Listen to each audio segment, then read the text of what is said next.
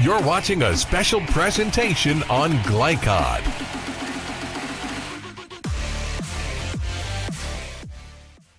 A pleasant good evening live. We are at Roosters tonight to begin our 8-month coverage of high school sports on Glycod. I'm Chris LaBar along with former Lexington Legends announcer, longtime Lexington High School announcer Keith Elkins. Keith, great to be with you, sir. Thank you, Chris. A very exciting time of the year, isn't it? It sure is. All coaches will be here tonight. We'll have 8 physically here. We'll have 1 join us via phone, and so many storylines, so many compelling storylines this year. There really are, and everybody's excited at this time of the year because everybody has made plans since the end of last year. Some of the teams have a lot of players returning. Maybe some others have some holes to fill. But either way, that's the challenge for the coaches, and they are more than up to it. And I'm looking forward to really talking with them and seeing how they feel about this 2024 season. And so much optimism surrounding these programs. You've got the premier programs with Bryan Station, a finalist last year. You've got Frederick Douglass, a semifinalist at 6A.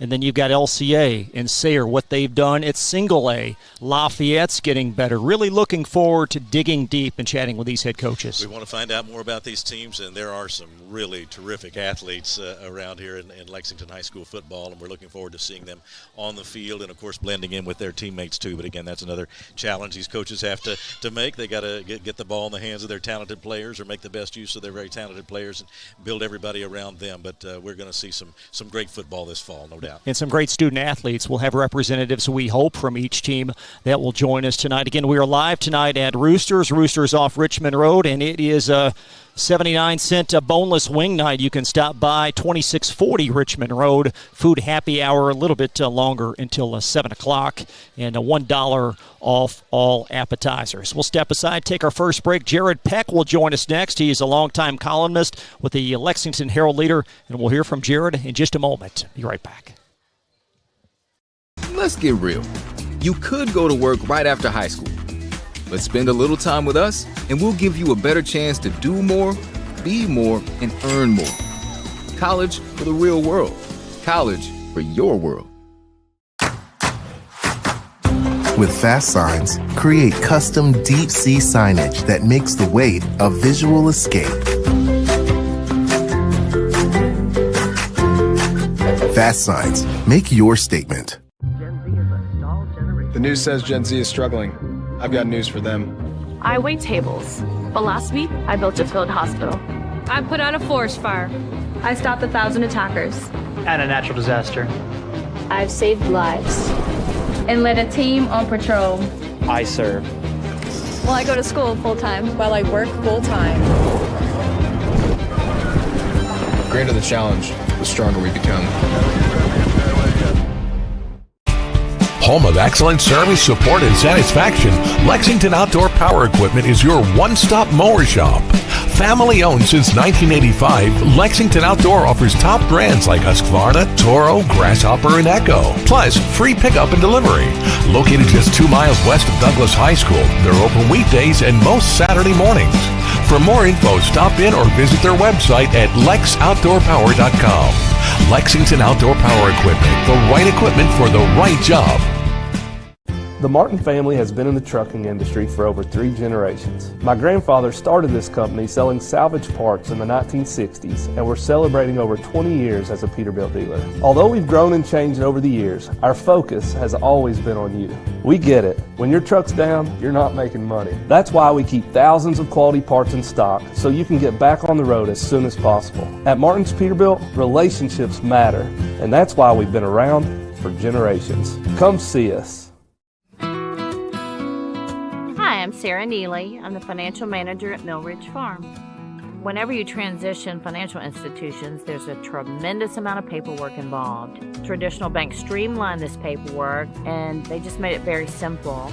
Traditional Bank is a locally owned bank that allows us to operate on an international platform. They make my life better, they make my job easier, and they make Mill Ridge a better place. You're watching a special presentation on Glycod.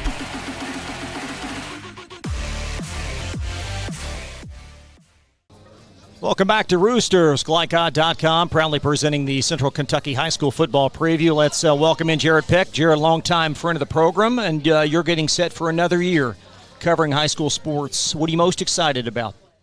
Well, we've got some great games coming to town with Trinity coming to Douglass and Bryan Station this year. Mel's coming to Douglass, I think, as well. Sarah's got a really good schedule. Lexington Christian schedule is always brutal, and they're going to play a ton of teams. It's going to be, we have 5 teams coming up in our preseason top 10s. 5 teams from Lexington are in the top 5 of their respective classes. And so we're going to be rolling out those top 10s next week on Kentucky.com and in the Herald Leader. And so I'm really excited about getting this ball rolling.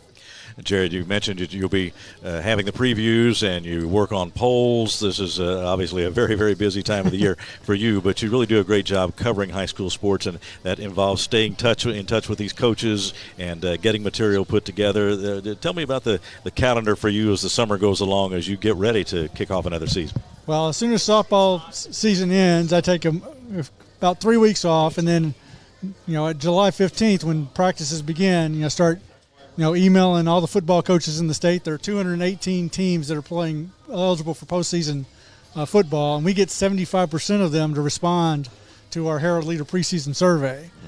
So I got 166 this year, and that's every team across the entire state, not just in Lexington. And we ask them what they think the top 10 teams in each class are. We ask them who do they think the top players in the state are, to kind of get an eye of what they're thinking about Mr. Football at the end of the year. And one of our big things to start the season will be the Herald Leader 100, which is our compilation of the top 100 players in the state, which is the coach's top 10, and then I fill out 90 through 100 with some of what they've said and then some of what I know from scouting rankings and all that stuff and their career stats. It's a huge endeavor. I'm pedaling as fast as I can, like a duck on the water here. Jared, what did you learn last year about Lexington football? Because the misnomer was that 6A was controlled by Louisville. And how about the run these two teams made last year? Yeah, I think Bullitt East changed the thing 2 years ago when they won, and Bryan Station gave Bullitt East a heck of a game 2 years ago in the semifinals. But Douglass took Trinity to overtime in the state semifinal last year, and then Bryan Station just needed a break. They got a bad break on the punt return at the start of the second half, but they were right in that game. They'd made this mistake and kind of withstood it. But, the knock on Lexington teams is that if you start beating on them, they'll start beating on themselves. They'll get down on themselves, and, they'll help you beat them. And I don't think that's the case with a lot of Lexington teams anymore. You're in a fight if you're playing Lexington Public School or one of these Lexington private schools now.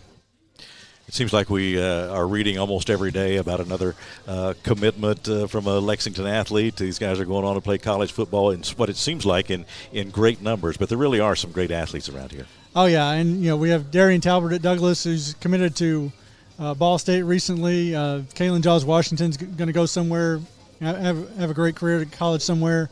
There's offers everywhere. There's tons of offers. I think I calculated about 93 kids that I know about that had college offers. Most of them like Division, 1C or championship level, and a ton of them with the bowl level offers. So yeah, talent's pretty deep here in Kentucky. Yes, it is. Week 1 schedule on Glycod just released, and a couple of games at Lafayette. And I think for Henry Clay specifically, we'll talk with Coach Gay next, but his program trying to get that first win in a little bit. Yeah, and I'm interested to see. It's been tough sledding at Henry Clay since Douglass opened, and he's been fighting the good fight. Lafayette got a couple wins last year, and so for Henry Clay, it's just about getting their footing and getting back that winning mentality. And I think with their schedule, they've got a pretty tough schedule, but I think that there's some wins there if they can get their stuff together. What do you make of Trinity Bryan Station? This will be third time they've met in 12 months. Well, Trinity's having to rebuild too, and Trinity generally reloads; they don't rebuild. But Bryan Station might have more starters back, but you really can't take Trinity for granted anywhere. They're coming here 2 weeks in a row. They clearly know that Lexington's a team that they might. Douglass and Bryan Station, they might see again in the playoffs. So they made it a priority to get them on their schedule. I think it's going to be a very exciting game. Bryan Station kind of got a snowball on them early. I think in the first quarter they had a couple turnovers and that game got out of hand in the early season last year when they played them at Trinity. But I think they'll be ready this time around. We just see challenges at different levels for these coaches as far as some trying to get their programs more competitive. Others have big expectations right now. It really runs the gamut here around town, doesn't it?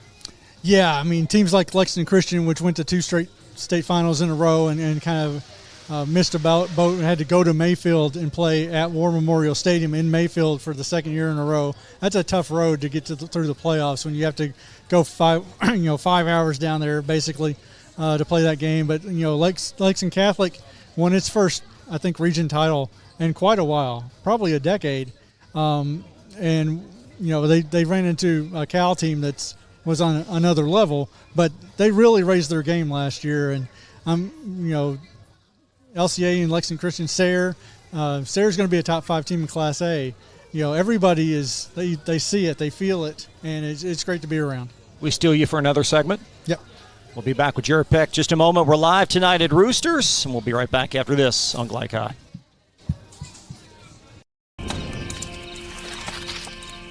The reason I went to Traditional Bank, I just felt at peace. The atmosphere was different. Anytime we need anything, Traditional Bank's always there for us. Can't say enough about them.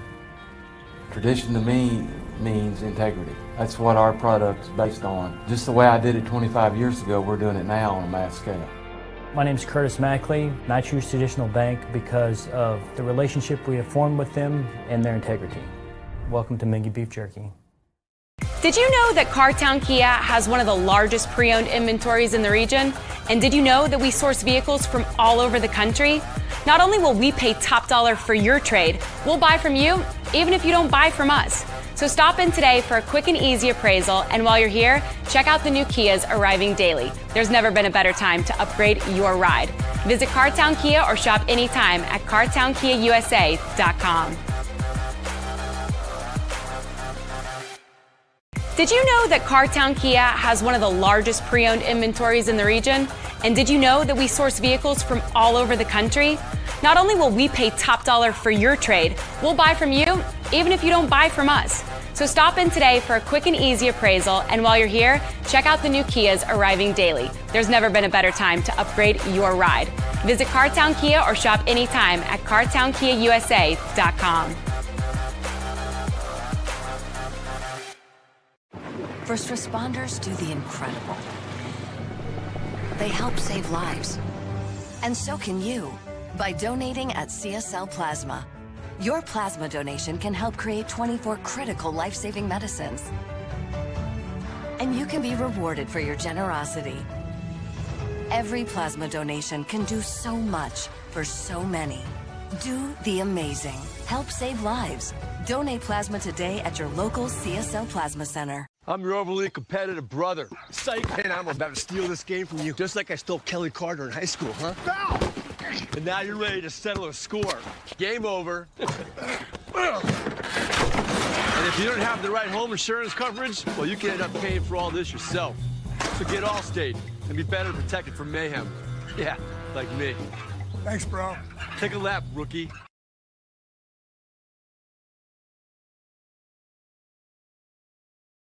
Let's get real. We offer a lot of the same courses you'll find at a four-year college. But with our small classes and personal attention, you won't get lost in the crowd. College for the real world. College for your world. You're watching a special presentation on Glycod.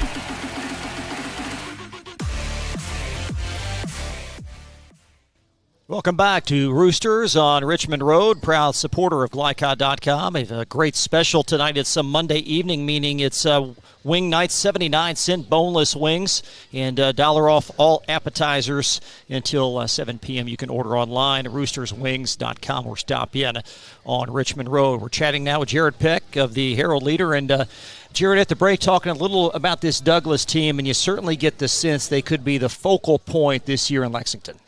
Well, yes, and they got a high-profile transfer in senior Peyton Smith from Taylor County. He's an Eastern Kentucky commit. He ran for 1,800 yards as a freshman, more than 1,200 yards the next year, and I think 1,500 yards the next year. He's got like 61 TDs. I mean, you put that in the backfield that already had Pharaoh Watts, who has a number of D1 offers, and then you got Darian Talbert, who they play everywhere. Offensively, Jackson Strautman can get the ball to those guys. And we also have Avion Chenault, who I don't think has really met his potential for Douglass yet. I mean, he's throw it up in the air, you think he can go get it. And I don't think this might be a breakout year for Avion Chenault. I mean, that offense has got everything you need, and we know the Douglass defense is always tough, and they've got a couple of linebackers back in Caden Clay and Logan Buisson to help lead that defense. They just won the EKU lineman deal that was the 7-on-7 a couple weeks ago. So really looking for great things out of Douglass. But Bryan Station's right there too with their playmakers. They've got cornerback Jordan Haskins, the younger brother of JT, who went to Ohio University. Jordan's getting a ton of offers. I think he's just a sophomore, and he's already lighting up the recruiting charts. So there's nowhere to turn. They're everywhere as far as the athletes on the field, that's for sure. And you watch, as I was watching a little video from last year of Bryan Station and Douglass, and there are guys who a fan might say just pass the eye test. I mean, you can look at them on the field, watch them run a pattern, or watch them make a move when they're running the football. And these guys are elite, potentially elite athletes. Yeah, and you can tell Douglass and Bryan Station really get up for that game when they go against each other, which they'll do at noon in mid-October on a Saturday this year. But, yeah, Darian Talbot really turned the tide in that game, and it got a thing where every team had to answer serve, and Douglass had a few more serves than Bryan Station did that day. But you saw Bryan Station, figure stuff out in the end and made it all the way to the state finals. You mentioned this Bronco offense, and it seemed like last year maybe their offense was a little bit behind the defense because Strautman got the job late in camp. Doesn't appear to be the case this year. Yeah, and you would think that Strautman with another year under his belt and used to the play calls and stuff like that, and with the number of weapons he has, I mean, they should have a lot of answers this season. For Bryan Station, new quarterback, Trenton Cutright gone, tremendous career there, and really looking forward to hearing what Coach Hawkins says about Jordan Brandon, because that appears to be the guy. He's really excited about it. It's another Jackson. I'm going to get him confused because they're both named Jackson. But, yeah, when I've spoken with Coach Hawkins, he's been really excited about the quarterback and thinks that he's going to be more of a true passer than they have now. The dual threat quarterback's really nice to have too, to get you out of trouble when you have it. So we'll see how that works out this year. But he thinks he's got a guy who can get it to his playmakers. And he's also got a guy who can carry the load when they have to too, don't they? Yeah, Jaws Washington is something else. He is a load, and hopefully he'll get some help with some younger players helping him out this year. But he's a 1,000-yard rusher from last year, and when you get down in the goal line situation, it's probably going to Jaws. He's very powerful, isn't he? Yeah. He is. Yeah. Finalist last year for them, Jared. What's a realistic goal for this year for Bryan Station? Well, after last year going to the state finals, I mean, they've got to be thinking state finals. I mean, we're going to learn a lot from they have a really difficult schedule, and so does Douglass playing male. But we're going to know what everybody's got when we get to the end of the regular season. There are no gimmies on the Douglass or Bryan Station schedule. So I don't think they lower expectations. Douglass wants to get to the state championship and win it, and Bryan Station, after last year, can realistically say we should get to the state championship and win it. You mentioned the difficulty in the schedule, and those first 4 games, my oh my. Yeah, I mean they grabbed the bull by the horns for sure. It's Trinity, Boyle County. It's Bowling Green was the Class 5A state champion last year, and that was one of the things that last year when Bryan Station played Bowling Green at Lexington Christian. They showed a ton of heart, and that game was back and forth and went down to the wire, and Bryan Station pulled it out on a last second field goal. It was an incredible field goal, but that was when you saw it. Hey, maybe this isn't the Bryan Station team that's going to lay down at the end of the year. They're here, and they're like they've been for the last couple of years. You've been covering high school sports for a while now. You come up on a big Friday night, and you're talking about some of these big matchups like that one. As you make your plans as to where you want to be, in addition to what you have to cover, which is a lot, that's got to be pretty exciting to see those rivalry games shaping up. Actually, the problem is tough for me because I'm only one person. I have some help, but there's some nights where I don't know what I'm doing yet. I mean, I've looked at the schedule, and it's like, am I driving down to Bowling Green for that 4 games on a Saturday at Western Kentucky University. What am I doing on Friday night? There's a ton of good games on opening night. And then Scott County's got their new high school, so I got to pay attention to them a little bit because they have their stadium for the first time in 30 years, have their own stadium there. So I guess it's an embarrassment of riches and a good problem to have. But, yeah, it's going to be tough for me week after week to figure out where I'm going to be. Just check that schedule carefully so that you don't go somewhere where that team is playing in a different location. Well, I know I can watch it on Glycod if I'm missing There it. you go. Good coverage. We haven't talked yet about Tates Creek. Your assessment on Coach Hawks and what he's building there. He has done a fine job there. And in their district, that district is theirs for the taking. Them and Paul Laurence Dunbar should think that each of them should think they could win it every year. Now, they're both breaking in a ton of new players this year, and that goes with new quarterbacks for both teams. I think Dunbar is breaking in a new offensive coordinator because theirs is now at Somerset. But, I mean, the possibilities are there. Tates Creek's schedule looks a little rough to me. It looks a little tougher than they've played in the past, and you hope iron sharpens iron, and they come out of that. But that should get them ready for their district schedule for sure. Here's the Tates Creek slate, the opener. We'll have it for you on Glycod versus Eastern, and then travel to North Oldham, and a team really improving there. Coach Brock Roberts in Goshen. Yeah, I mean, road game at North Oldham is it'll be interesting. I don't know how much fun it's going to be, but then they also have Ballard at home. And, having West Jessamine, is that West Jessamine there? It is, yes. West Jessamine is a high-powered offense, and they will put them to the test. And then Douglass and Station week 4 and week 5 back-to-back. Yeah, that's going to be you hope everybody comes out of that healthy those 2 weeks. We'll take a break. We do expect to promise that all coaches would be here. We're just having the banana phone. Keith, being an old baseball guy, knows what the banana phone's all about. Yeah. Is it raining out there? I don't know. We'll step aside, be right back. Thanks for joining us tonight on Glycod.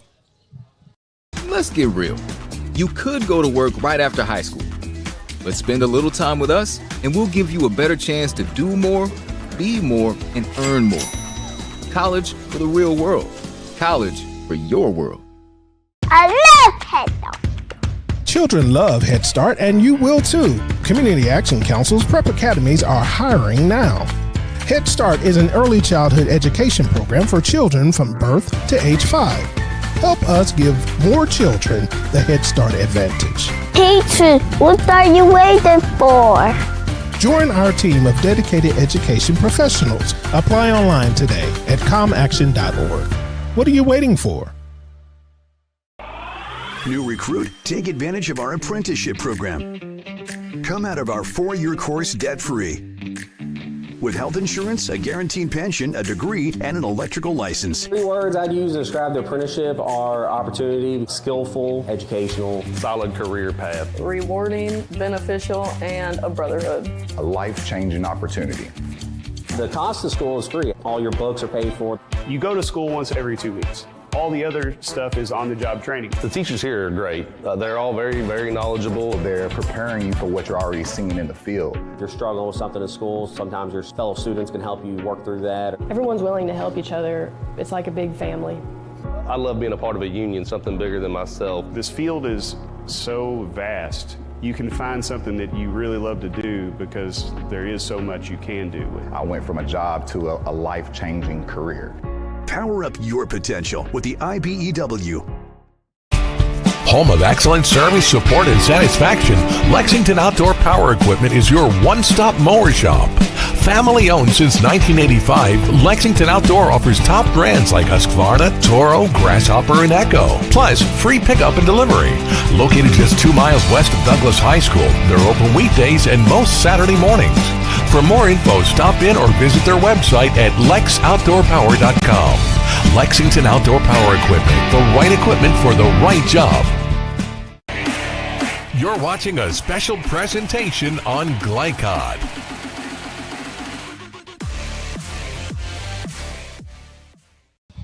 Back live here at Roosters. Coach Jonathan Hawks will step in and join us. Coach Hawks, head coach at Tates Creek. Good to see you, sir. Thanks for coming, man. Yes, sir. How you guys doing? Doing well. Thank you.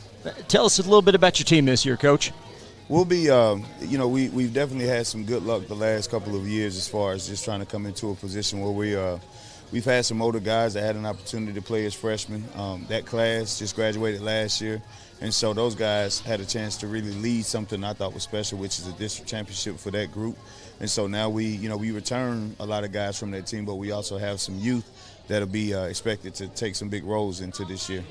You're in your third season as head Yes, coach sir. and have been an assistant a long time with the program, so you're very familiar with the program and the kids coming through Tates Creek. But being in charge, what are the steps that you feel like you have to take to continue to build? What have you tried to do since you become the head coach as far as just generally building the program? Just development. I'm big on development. I'm still the head track coach, so I do a lot of development, speed development, just a lot of development overall with the program. As I'm trying to get our kids to do certain things, I'm also asking our coaches to also develop and do some things off the field with the kids alongside me so that we can make sure we kind of speed the process up as far as our bottom-up approach, which is getting our middle school kids to buy into the philosophy in which we develop and train at, so that by the time they do come to high school, we're not losing them at a high clip. We're actually able to retain a lot of those young people, and so that they're used to our philosophy and our nature and our culture coming into the high school. So that's been a key. One thing, too, on developing it, you have to develop a staff as well, and those guys are going to be keys to your success. Have you gotten accustomed to looking for what you look for in an assistant? What makes an assistant a valuable assistant to you? First and foremost, you got to have a passion for kids. That's for me. If you don't really genuinely do this for the love and respect of these kids and the opportunity to lead them along with their families, it's hard to coach with me because I require a lot of that. I'm big on community. I'm big on commitment, and I love my kids. I love them more than the game of ball. So at the end of the day, for me, that's the biggest key: is do you love our kids? And do you respect our community? And those two things right there those are two of the key things I look for. Coach, 8-4 last year, great job, but you have to replace a very good quarterback. What's the game plan? We got a couple of guys, that's been working this whole offseason. We have a young guy, sophomore kid named Ace Davis. He's a kid that's been working hard on and off the field. He ran track with me. He's a kid that I believe will, if called upon, he'll be somebody to lead the team. And then we also have a kid that stepped up in the offseason by the name of Darnell Burnside. He'll be a junior. He's been more of a leader, a vocal leader this last offseason, and going into this summer camp, he's been really being a big leader for the kids to follow. And so I expect both of those young men to lead the pack if called upon. How will you guys be different offensively without Andrew behind center? No, I don't think so. I think at the end of the day, we are who we are. I'm not going to hide it. I mean, speed is what I enjoy. I want speed. I want to develop it. I want everybody around me to get it, and I'm not going to stop until I have it.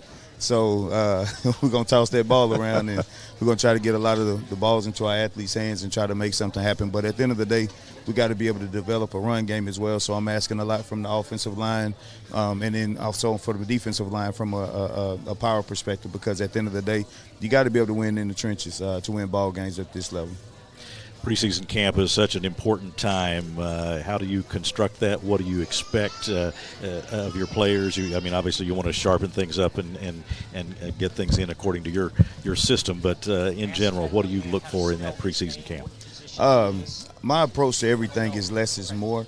So we spend less days with more intensity and more intentionality behind what we're doing.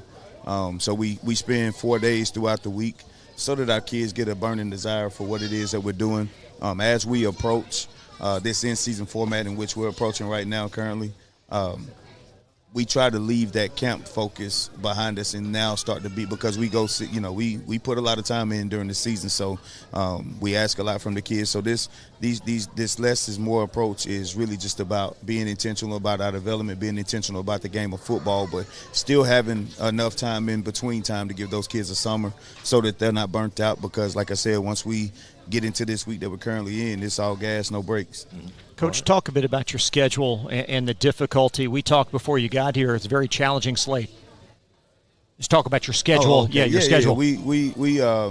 So the first game, of course, we got Eastern, and I think they returned a lot of guys. And, I mean, it's a Louisville school that I have a lot of respect for, and I think they'll be a really good team, well-coached team, and I think they'll be a really tough first matchup for us. I think Madison Southern, that'll be another team.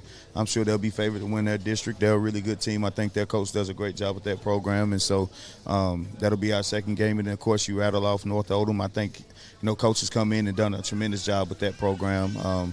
And so I think that'll be another team we got to actually go down there and play. And I think that'll be a really good environment for our kids, but a really well-coached team as well. And then you rattle off the other ones, like you got Frederick Douglass after that, and then I think you go Bryan Station, and then I think it's Ballard. And then from there, I think you get into district play, and then we end off with West Jasmine. So there's a lot of great opponents on our schedule that we feel that we have to be prepared for it. We can't look ahead, though. You got to focus on the right now, and the right now is us getting better for us. When I'm doing a ball game, I always like to ask the coach in advance, who are the players to watch? And so you've mentioned some guys, but if I'm asking before a Tates Creek game, who are the players to watch on your club? Who comes up first? Yeah, we have a young man who stepped up this offseason and during the summertime. His name is B.J. Evans, and he'll be a kid that ends up making a really big name for himself this year. I think he's kind of come in and really have been a strong leader for us, and a vocal guy, but also a physical guy that wants to, he wants to come out and be a really great player. And then, of course, Adrian Smith, another one of our juniors. He's a very talented player. He can help us offensively and defensively as well. And you got two other guys that'll be returning they're twins, so there'll be two returning players that were kind of our go-to guys at on the offense side of the ball, J.T. Cooper and Luke Cooper, and those two gentlemen will come out here, and I think they'll have two good seasons this year as well, both of those guys. Let's bring in Adrian Smith. Adrian, good to see you. What are you most excited about this year? Being with my brothers. We put a lot of work in during this off season, and I'm just ready to go out there with them. Football's really a year-round challenge, isn't it? I mean, Yes, tell me about some more of that off-season work that you did. I mean, we was Monday through Friday every day after school putting in the work. And when you and your teammates get together to do that helps everybody get better, sir. doesn't it? Yeah. Well, tell me if what you're expecting of yourself this season. What would be some goals for you? I'm switching from defense to offense this year, so I'm expecting a lot. And is that a tough transition? Or Yeah, a little bit. What makes it so tough? I've always played defense, and I wanted to change to play offense because I think I have a better chance. Mm-hmm. Coach seems pretty low-key, wink, wink, doesn't he? What's it like to play for Coach Hawks? I mean, it's hard, but you got to have that mindset, that grind set mentality. Coach Hawks, talk about that young man to your left and what he brings to you. Yeah, I mean, he's part of my first freshman class that when I took over the program, Adrian came in from the middle school, and he's been there every step of the way. He's a kid that will, he's growing into a man, and he talks about the grind set mentality, and it isn't easy. I mean, playing football for me, I demand a lot, but it's all work, in my mind. And so he's one of those players that he loves the work, he embraces the work, and anytime you can get a house full of kids that have that mindset, I mean, you can win a lot of ball games in the process. And so I definitely think he symbolizes what I've been able to build along with my coaching staff the last 3 years at Tates Creek. Adrian, in your early experience here with offense, has it been as much fun and as much of a good challenge? Fun. Yeah. Yes, sir. It's been fun. Well, that's you said keep the gas pedal down, and that's a good coach to play for when you're on the offensive end. So you'll continue to work, and then I guess once the season or once you get into your routine now, you're doing the regular work every day with the team. But anything extra that you try to focus on outside of practice that might help you become a better offensive player? School. Yeah. Grades. Got to stay on top of my grades. Yeah. That's the most important. Yeah, other challenges during the day too, right? Hey, Coach, thanks so much for taking the time, and best of luck. We'll see you week 1, man. Thank you. Yes, sir. Yeah. Thank Adrian, you so thank much. you. Head coach Jonathan Hawks, thanks so much to the Tates Creek faithful for joining us. We'll join Frederick Douglass. Their crew will join us in just a couple of minutes. Be right back. We're live from Roosters on Glycol. New recruit? Take advantage of our apprenticeship program. Come out of our 4-year course debt-free. With health insurance, a guaranteed pension, a degree, and an electrical license. 3 words I'd use to describe the apprenticeship are opportunity, skillful, educational, solid career path, rewarding, beneficial, and a brotherhood. A life-changing opportunity. It's about the best I can put it. The cost of school is free, actually. All your books are paid for. You go to school once every 2 weeks. All the other stuff is on-the-job training. So you're getting paid to do your job. You can start off with absolutely no knowledge, and they're going to give you the tools and the foundation to build up from there. The teachers here are great.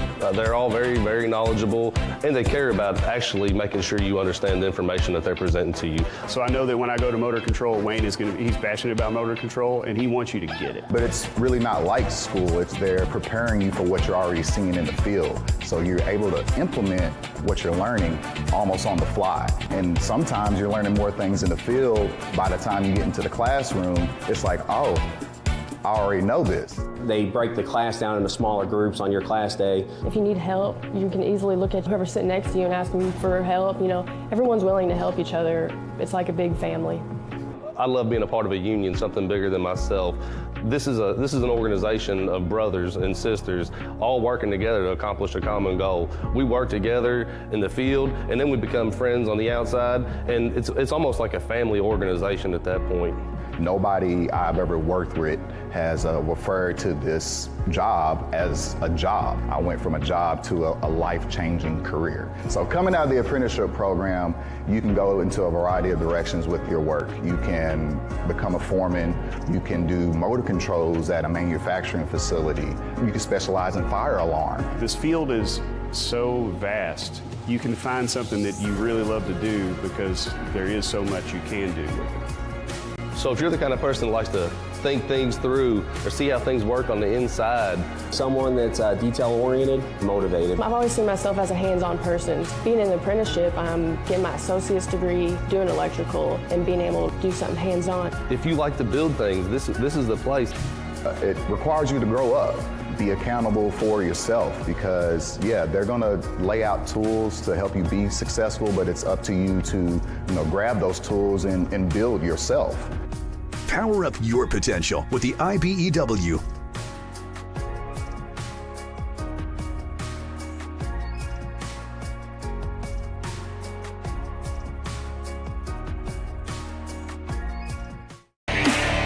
You're watching a special presentation on Glycod.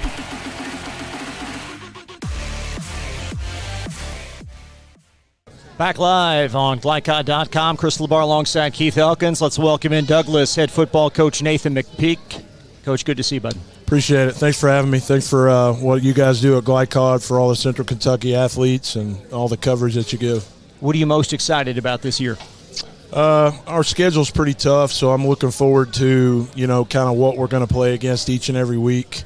We have a good team. We have a good group of seniors. We got 30 seniors, so it's a big group. They've kind of been through the battle. 8-5 last year is not our expectation, but we had an opportunity, to repeat as a state champion and just didn't get it done at Trinity. Obviously, that's football. It happens. You go through adversity, and hopefully, going through that will help us this year. But it's going to be a battle each week. We're going to have to play good football against the people that we're playing. And somebody told me the other day when they were coming by and doing a preview for, at practice, that they haven't seen a schedule like this from a public school in quite some time. And I said, gee, thanks. But that's just kind of where we're at right now in our program. I tell parents and our players and everybody associated with our program, this is kind of the next phase to what we need to get done as a program. And, Trinity's been through it for decades, and, St. X goes through it. And, that's the people that we have to play, and it'll be fun.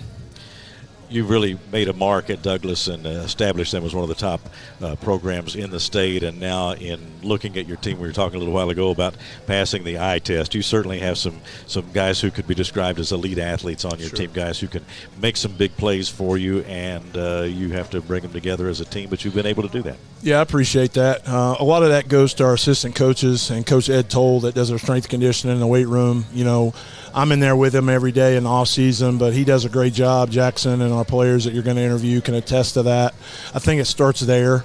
It starts with being committed in the weight room, eating the right foods, making sure that you're working hard every day on your body, because obviously football is a collision sport, and if you're good enough and you want to get recruited to play college football, you have to pass the eye test. You mentioned that. So that's part of the process in the program, because to me that's my number one job, is to get these kids to school. We want to win championships. That's always the goal. We're going to work very hard, but we have a lot of players at Douglass that can play collegiate football if they want to do that. So my job is to try to make sure that they get to every avenue possible to do that. And obviously our strength and conditioning program is part of that. And a lot of our guys put a lot of time in with our assistant coaches really all year long to be able to be successful. Coach, you referenced the schedule. We've talked before about the difficulty in getting opponents. What was it like this offseason to really fill this slate? Yeah, this is my 21st year coaching, and really the last 2 years it's been some of the hardest stuff I've had to do is find 7 games. So not complaining, it just is what it is in our program right now. As you know, last year we were only able to play 9 games. We had 2 bye weeks. At least this year we're able to play 10.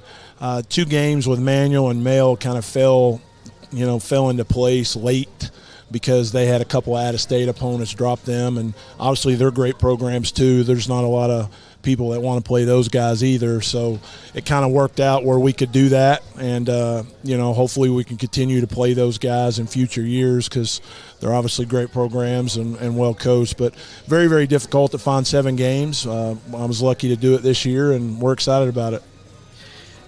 Yeah, as you mentioned, you're a coaching veteran now, but are you continuing to learn about coaching each year? What do you learn? Oh, yeah, you never stop learning. There's always ways of doing things, and these kids are great kids, but they obviously have changed a lot over the years from when I first started, so I've had to change, so whether that's in our strength and conditioning program, the way we do leadership stuff, as far as practice goes, I pick up, we take our staff. We've been to Michigan, Georgia, Cincinnati the last 3 years and visit with their coaches. Obviously, we have a lot of traffic, with the athletes that we have and the recruits.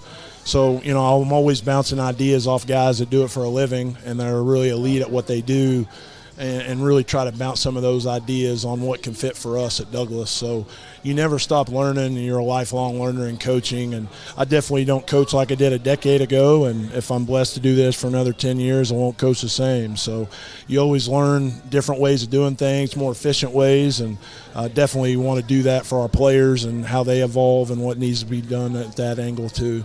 Broncos quarterback Jackson Stroutman is here. And Jackson, describe your season last year and the growth that occurred, especially in the second half of the year.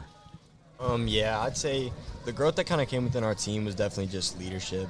Leadership was slowly improving last year, and that's kind of what led to our late success, even though our record wasn't that great going into the playoffs. But as the leadership slowly grew is when we hit our stride in the playoffs, and that's kind of what we're trying to build on this year, is just leadership.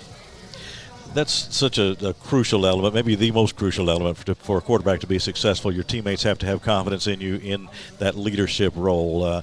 How do you try to bring that about? And sometimes plays go wrong, and you got to get them back together. How do you try to bring them under your wing, so to speak, as far as you being the leader on the field? I just try to encourage my teammates, just because I just know how good they can be, and if they get down on themselves, I just try to pick them back up. And if I have a bad play, I just try to talk to them and tell them I'll get it to you next time, or just something like that. Just encouragement mainly for me, just building relationships with my teammates and just building a strong bond. That way we have a good bond whenever things get tough. How much do you like that receiving core with the Talbert and Avion Chenault? I love it. I love it. They're amazing athletes. It takes a lot off you whenever you know you got them around you. It just makes things a lot easier. Yeah, you got guys who can turn a play around or make a play when there isn't one. So I mean, those are great weapons to have, and it's good to look around that huddle and see those guys that can make that play for you. When you're on an important drive in a ball game, any different tone taken in the huddle, anything like that to try to bring focus? Honestly, whenever things get tough, we just kind of lean on each other, and we just try to. It's just encouragement, really. That's like in the huddle, we're just always trying to be encouraging and just being confident in each other. Honestly, that's what we try to do. Did you always want to play quarterback? Has that been something for you ever since you picked up the football? I love quarterback, but a little part of me always wanted to hit something on defense. But I love quarterback. It just brings a lot of joy to come into being able to just command and just. I like the analytic part of it. I like being able to see the defense and know what they're doing and seeing what they're doing on film. And, like, I'll look at them throughout the week, and then they come out Friday night and they're doing the same stuff. I already know what they're doing, so that's just what's really fun for me. Sure. Coach, so many guys you've brought tonight and so many guys that you've mentioned. How have they grown? How have your key guys grown entering the offseason? It's been a pleasure to see them, grow. Obviously, going through adversity last year will make you a stronger team returning. Our 21 team that got beat by South Warren in the finals, they were a really, really good football team. They were close-knit, and it just didn't work out in that game. But those seniors that remained in 22, they were not going to be denied.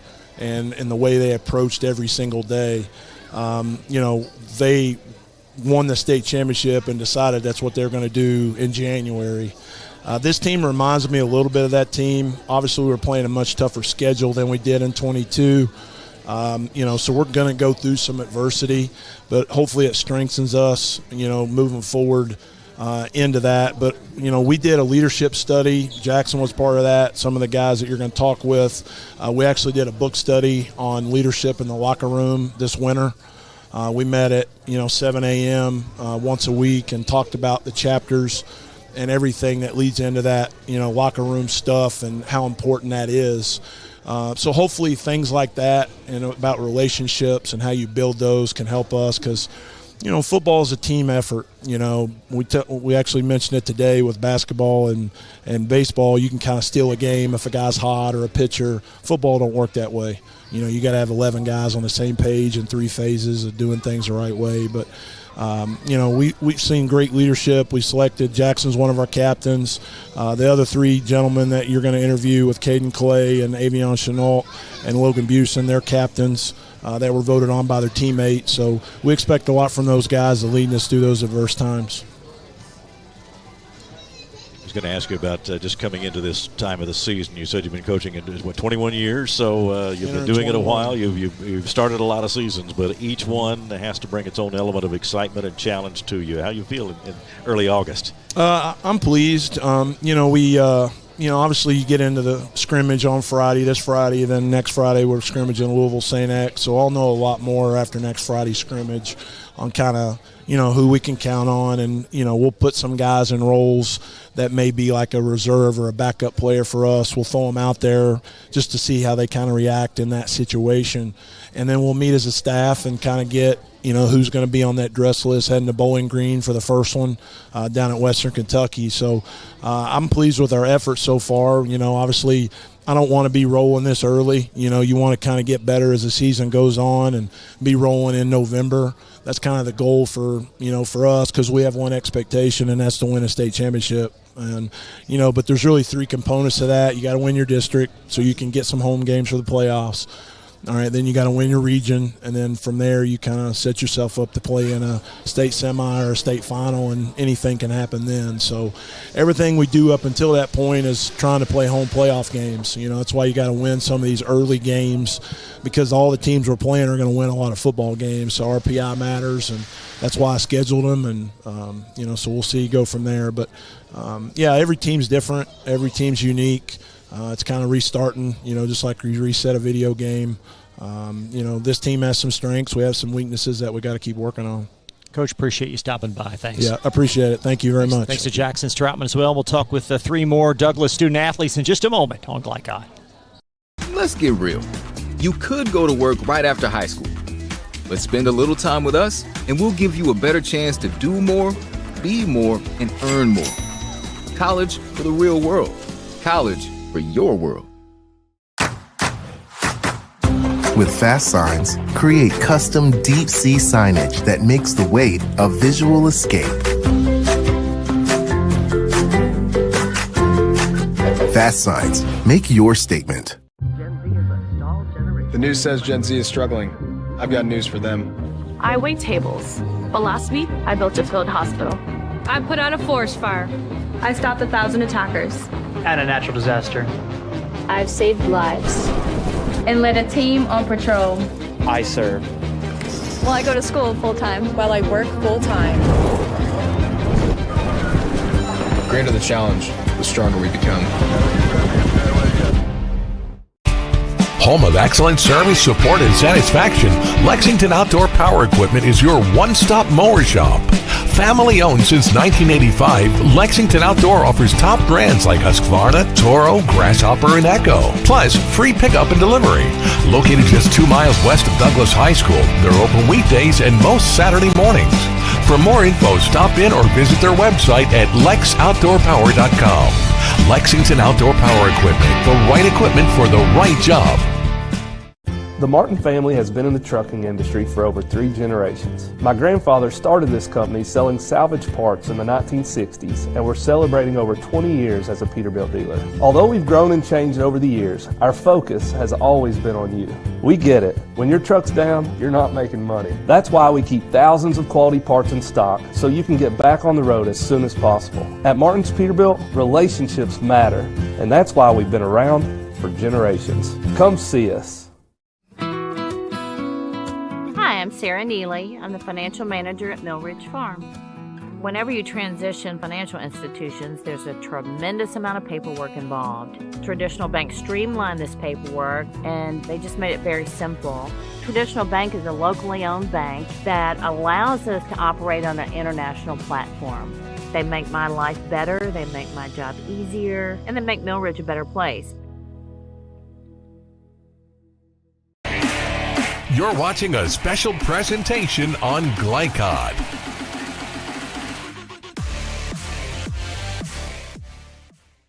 Back live tonight at Roosters. Chris LeBar along with Keith Elkins will welcome in 3 Douglass student athletes. We'll start with Logan Busen. Logan, ready for a fantastic senior season. I'm sure you are. Yes, sir. Tell me about the juggle act. You do so well with football and basketball. What's that like for you?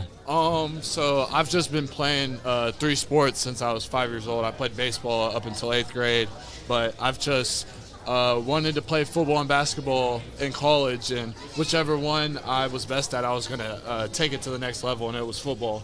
And I've just wanted to get better each and every day at those 2 sports. Describe your work ethic. We're so impressed with how hard you play. What goes into that? It's definitely tough. You gotta just want to do it. It's not gonna come naturally. You're gonna have to put in the work, and recovery is important because of the hours you put in to help your body, to help rejuvenate your body. I was going to ask you just about the competitive nature watching you play basketball in particular. I mean, you battle for every loose ball like that belongs to me, and that's a football mentality carrying over, I guess, isn't it? But tell me about the competitive nature that you have. Yes, sir. It's very competitive. I come from a competitive family. I'm the youngest of 2 or 3 brothers, so I have 2 older brothers that would pick on me, and I would compete with them every day in basketball or out in the front yard or football in the backyard. So that is how I was that competitive. And basketball players are a little softer, so I can push them around and get a few 50-50 balls. Avion Chenault and Caden Clay are also here. Guys, what are you most excited about this season? The tough schedule that we have. I'm excited for all the competition that we're playing. And, like the challenges that we're going to have to face and the adversity. It's going to be really good for us. To be honest, this mainly the schedule and knowing that that's our last year. So just wanting to make our last year, special. Let me throw in a question there, too. Both of you and all 3 of you are just such outstanding athletes, and the Douglass team can step on the field and people see that there's some talent there. But, I mean, it takes an awful lot of hard work, too, obviously. But you do have some great athletes on your team. Yes, sir, we do. We put in a lot of work to make it and become what we are. The coaches don't take it easy on us. They push us to our full potential, and they make sure we're doing the right things right. Caden, tell me about what you do in the off season to get to this point. Now we're almost ready to kick it off, but what have you been doing to stay at your peak during the off season? It's like a team. Either a team or individually, yeah. We've been working hard. We've been practicing almost every day, pretty much every day, going at it. Against each other, learning, scouting the other teams, just trying to get everything together to have a great year, Avion, a similar question to what I asked Logan. You also play very well at basketball. What's the challenge to get acclimated to the other sport? The challenge is the conditioning. In football, the conditioning is way different than basketball, so it's kind of hard to get used to, but once you get used to it, you're fine. Well, you've got challenges ahead of you this year, a tough schedule we were talking about, and as you mentioned, the schedule is one of the highlights. But I would think, and Logan, I'll put this one to you, but going against the top players, I mean, that's something a competitor wants to do, right? Yes, sir. We, as a school, we want to go against the best because we think we are the best. So we just want to go out there and prove it every single day. Are there situations, I'm sure there are, where practices are sometimes more difficult than the opponents you'll play? Yes, sir, definitely. We kind of two platoon. We do offense and defense. Not many people play both, so we're going at it every single day against our teammates. But we take care of each other, but we go at it every single day. Caden, tell me about your interest in football. Where did that come from? Is that something you've been interested in since you were very small, or did it just did you see some others playing and want to get involved? How did that work for you? I've been wanting to play since I was a little kid. Since I was probably about 5 years old, I've been wanting to play football, play college football. So it's always been a dream of mine. Seeing it on TV growing up, wanting to play. So. Caden, a Southern Illinois commit, is that correct? Yes, sir. What was most attractive about the Salukis? Honestly, Coach Mack, I like him, the inside linebacker coach. He's a real cool guy, down to earth. Lets you be yourself and play fun and play fast, just fly around. Well, fun has to be part of it. Avion, what's the most fun part, most fun element in football for you? It's a lot of hard work, and especially here in August, but what's the fun part? Going up and making the big plays. I'm a receiver, so when it's down in distance, I got to make the play to keep the drive going and not stalling out. We never want to stall out. We always want to score every drive, but that's not always the case. So when my number is called, I just try and make the best of my opportunities and give my team the momentum. Avion off to Western Michigan, I believe. What was most appealing about that offer? Most appealing is the dedication that they had to me. They came on late in my recruiting, but they showed a lot of dedication, and also the caliber of players that have came from Western Michigan. They got Corey Davis, D. Eskridge, those are a few to name, but they really showed me what Western Michigan can provide to me. Mm-hmm. Logan, Patriot League offer, correct, or a Patriot League commit? Yes, sir. I'm committed to Bucknell. I picked Bucknell just because of the school. It's a prestigious school, so I wanted to make sure I liked the school before anything else. And I really like the football program. I like the defense coordinator who recruited me, Coach Bowers, and that's why I picked that school. Had you been up that way before? Were you familiar with the area? Yes, sir. I went on an official visit up there this past summer, so I went up there for 2 or 3 days. Mm-hmm. But not an extensive period of time or anything? No, sir, I have not. But most of my interests are from the Northeast, Ivy League, and Patriot League schools, and that's just the school I decided on. For yourself and all your teammates, how, I guess, appealing is it, or confident are you that you've been prepared to play at the next level by being a Bronco? The coaches definitely prepare us. I mean, you could see it in our past classes. We have people who play from SEC to Big Ten to everywhere in the country, and there's not a better school that prepares you for the next level than Frederick Douglass, and we've shown that in the past and right now with our 25 class. Well, guys, thanks so much for joining us. Keith, any questions? Any additional? Well, we might get the thoughts of Avion and Caden just on that same question about the preparation and being ready to go.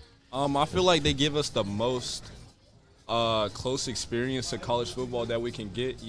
They try to base everything off of what they've seen at places they've visited throughout their coaching clinics and all that.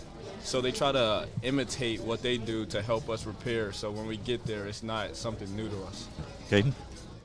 Pretty much what Avion said, just trying to help us understand what it is now, so when we get there, it's not nothing new. And they've been up there, they've seen how it is at these colleges and what these big programs do and how they run things. So when they get up there, they try to pretty much just run our program based off that, just try to make us better. You'll be ready for that and ready for a big year at Douglass, I think, too, Chris. Well, Logan, real quick here, just talk about the schedule. We have one of the toughest schedules in the state, if not the toughest, starting out at who we beat in the state championship 2 years ago with Bowling Green, and then the next game who we lost to last year in the semis to Trinity, to a bunch of Louisville teams and a lot of county schools that are really good. So we'll have a tough schedule and we're ready for it. All the best to you guys. Thanks so much for joining us. Thanks, sir. Thank you. We'll step aside and be right back live tonight from Rooster, Central Kentucky High School football preview on Glycod.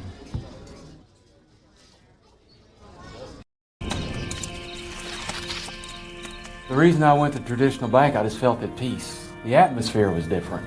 Anytime we need anything, Traditional Bank's always there for us. Can't say enough about them. Tradition to me means integrity. That's what our product's based on. Just the way I did it 25 years ago, we're doing it now on a mass scale. My name's Curtis Mackley, and I choose Traditional Bank because of the relationship we have formed with them and their integrity. Welcome to Mingy Beef Jerky. Did you know that Cartown Kia has one of the largest pre-owned inventories in the region? And did you know that we source vehicles from all over the country? Not only will we pay top dollar for your trade, we'll buy from you even if you don't buy from us. So stop in today for a quick and easy appraisal, and while you're here, check out the new Kias arriving daily. There's never been a better time to upgrade your ride. Visit Cartown Kia or shop anytime at cartownkiausa.com. Did you know that Cartown Kia has one of the largest pre-owned inventories in the region? And did you know that we source vehicles from all over the country? Not only will we pay top dollar for your trade, we'll buy from you even if you don't buy from us. So stop in today for a quick and easy appraisal, and while you're here, check out the new Kias arriving daily. There's never been a better time to upgrade your ride. Visit Cartown Kia or shop anytime at cartownkiausa.com. First responders do the incredible. They help save lives. And so can you by donating at CSL Plasma. Your plasma donation can help create 24 critical life-saving medicines. And you can be rewarded for your generosity. Every plasma donation can do so much for so many. Do the amazing. Help save lives. Donate plasma today at your local CSL Plasma Center. I'm your overly competitive brother. Psych, and I'm about to steal this game from you, just like I stole Kelly Carter in high school, huh? Ow! And now you're ready to settle a score. Game over. And if you don't have the right home insurance coverage, well, you can end up paying for all this yourself. So get Allstate and be better protected from mayhem. Yeah, like me. Thanks, bro. Take a lap, rookie.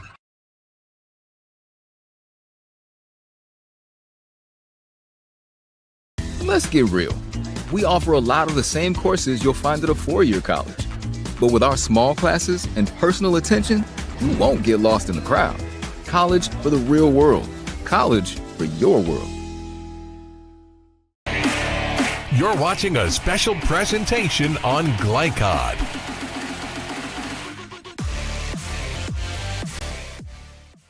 Welcome back to Roosters on Glycod.com. Halfway through the Central Kentucky High School football preview. A little bit of a teaser there. Wes Johnson is next. Wes, head coach of Dunbar. Thanks for stopping by. Your program, Coach, gets better each year. Well, we're working hard at it, that's for sure.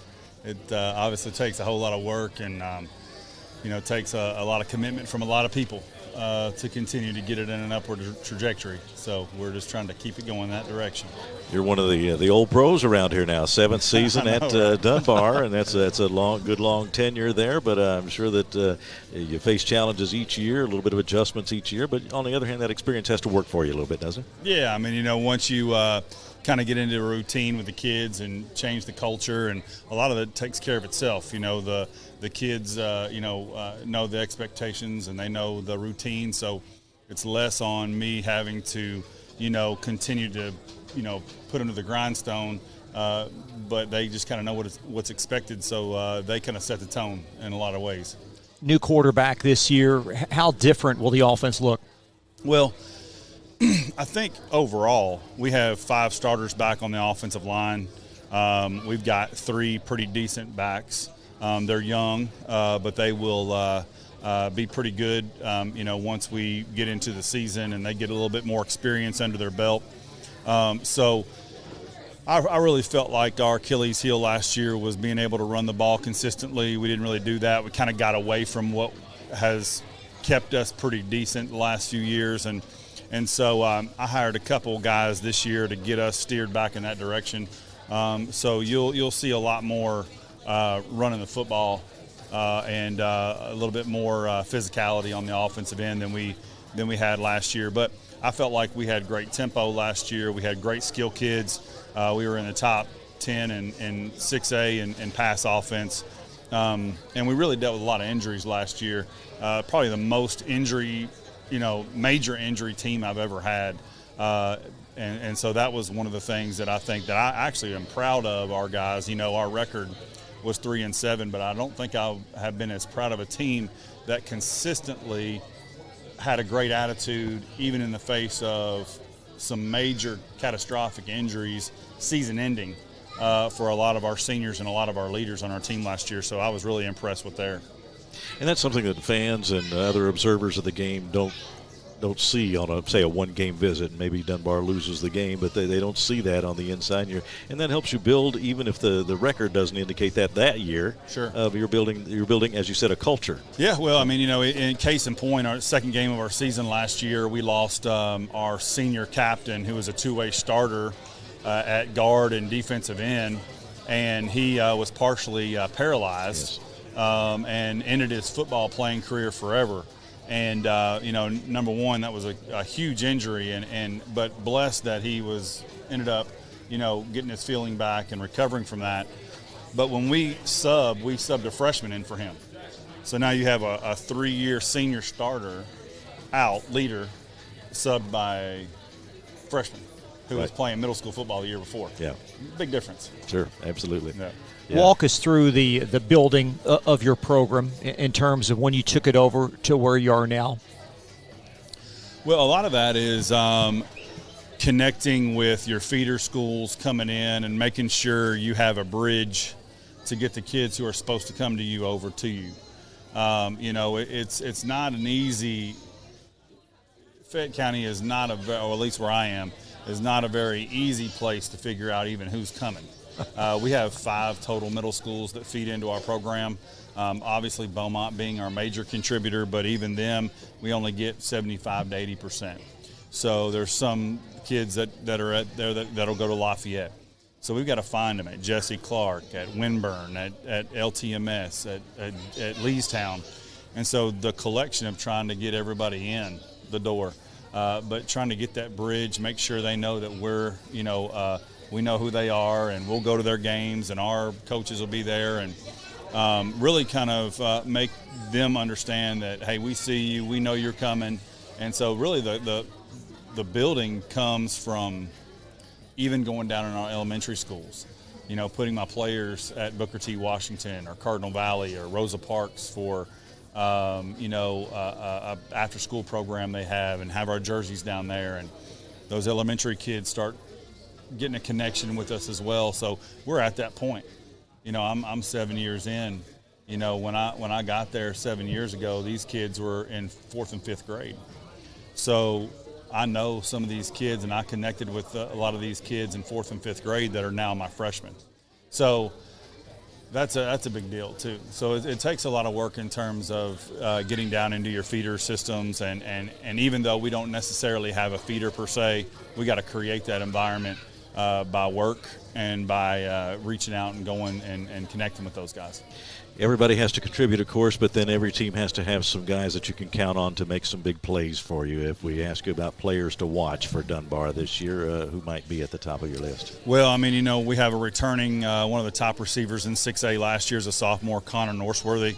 I mean, he'll be a major factor in our passing game. We have a sophomore that'll start in 6A, which is amazing to say.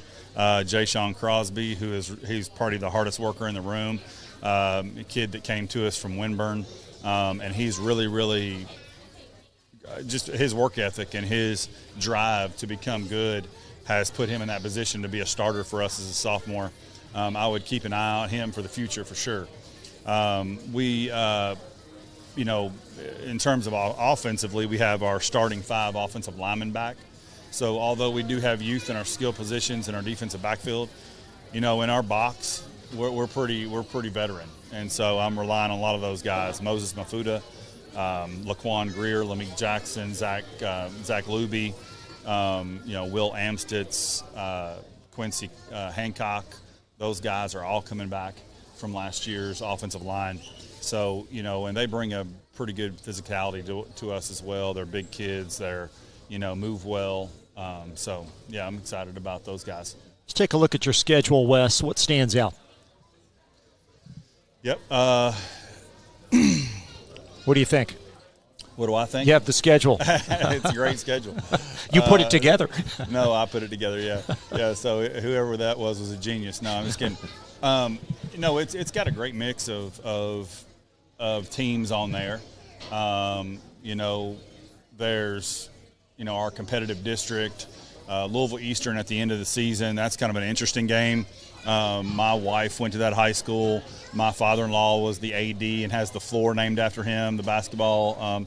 Joe Rogers, they named the floor for him there. So there's a connection to Louisville Eastern, and we'll probably always play that game until I'm not at Dunbar anymore. We played them in the next cycle as well, kept that going. Got a bowl game against Woodford County. Last year we played Mercer, and it got rained out. But there's always a great environment at Woodford County, one of the best environments to play high school football in Central Kentucky. Tons of kids come, tons of crowd. Good environment, so we're excited to play in that game. And then Connor's always very well coached, and we, open up with them. So, yeah, it's a really good mixed schedule there. We got Simon Kenton, who always is really, really good and plays great tempo up in Northern Kentucky. And, I always like to play Northern Kentucky teams. They bring a lot of physicality to the game. And also, it's a little bit different, too. I don't know if you've ever – when you go up there and watch a game in Northern Kentucky, there's a little bit something extra there. They're close to Ohio, close to Cincinnati. They always have big crowds and great environments to play in. So I always like to go up there and play some games. Yeah, it's some great competition, and you'll see great competition up and down that schedule. As you mentioned, do you feel like your kids have done what you wanted them to do during the off season? Did they stay with what they were supposed to get done and get their work done and be ready to go when the season starts? I feel like we provide an elite off-season program for our kids. We have a ton of kids that play a lot of extra sports too, and we encourage that at Dunbar. I know that for a school like us, we're 6A, but we're kind of small in terms of numbers and in terms of athletes, that we just have to share those kids. So if they're really good in a sport, then we can't hog them. We've got to let them play everything. So for us, if they're not in another sport, they're lifting weights, and we've got a really good program for that. Got a great off-season program. We have 3 weeks of camp. So yeah, when you commit to play football at Dunbar, you're not committing to play for a flag football team. You're committing to be part of an elite standard that we set. Your daughter Dylan is with you tonight, and what's it like for her on game nights? I don't know. What is it like for you on game nights? I don't know. Yeah, well, she enjoys the cheerleaders for sure. She does a lot of that. And you ever seen Remember the Titans? For sure. Yeah. And Coach's daughter, that always gives him a hard time about his play calling and stuff like that. Well, that's her. Dad, why'd you pass the ball on 3rd and 1? You should have run it. Stuff like that. So she always gets a chance to. Well, no doubt she spent a lot of time around the football field, so she's had a chance does, to. Yep. Her and her friends observe. will come out, and we'll have practice, and they'll be running around doing some good stuff. So it's a lot of fun to have her with me and involved in this journey. Appreciate you stopping by. Good luck to you this year. Yeah, absolutely. Head Coach Wes Johnson, great to have him here. Coach Hawkins on deck of Bryan Station. We'll chat with Phillip in a moment on Glycott. Let's get real. You could go to work right after high school, but spend a little time with us, and we'll give you a better chance to do more, be more, and earn more. College for the real world. College for your world. Glycod on YouTube is Kentuckiana's fastest growing high school sports video site. When you click to subscribe, don't forget to tap the bell and be notified of our upcoming live broadcasts and other unique video content. Subscribe for free now at youtube.com/Glycod. Did you know that Cartown Kia has one of the largest pre-owned inventories in the region? And did you know that we source vehicles from all over the country? Not only will we pay top dollar for your trade, we'll buy from you even if you don't buy from us. So stop in today for a quick and easy appraisal, and while you're here, check out the new Kias arriving daily. There's never been a better time to upgrade your ride. Visit Cartown Kia or shop anytime at cartownkiausa.com. The Martin family has been in the trucking industry for over 3 generations. My grandfather started this company selling salvage parts in the 1960s, and we're celebrating over 20 years as a Peterbilt dealer. Although we've grown and changed over the years, our focus has always been on you. We get it. When your truck's down, you're not making money. That's why we keep thousands of quality parts in stock so you can get back on the road as soon as possible. At Martin's Peterbilt, relationships matter, and that's why we've been around for generations. Come see us. For more than 35 years, online and through our branch office locations, Ruoff Mortgage has helped people discover, finance, and move into their homes with confidence. From the moment you send in an application to the day you get the keys, Ruoff keeps things moving exceptionally fast. By sharing knowledge and professional guidance, Ruoff Mortgage helps people see the potential and excitement in the homeownership experience. Visit one of our convenient branch locations or get started online at ruoff.com. I'm your overly competitive brother. Psych, and I'm about to steal this game from you, just like I stole Kelly Carter in high school, huh? Foul! And now you're ready to settle a score. Game over. And if you don't have the right home insurance coverage, well, you can end up paying for all this yourself. So get Allstate and be better protected from mayhem. Yeah, like me. Thanks, bro. Take a lap, rookie.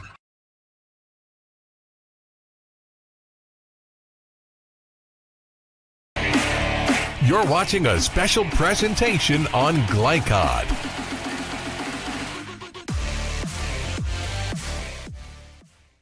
Back live at Roosters, Chris Labar, Keith Elkins. We're about the 7th inning of perhaps a 13-inning game as we still have several coaches to bring on. We'll chat with Coach Philip Hawkins of Bryan Station momentarily, Keith. And what Coach has done at that program is really something.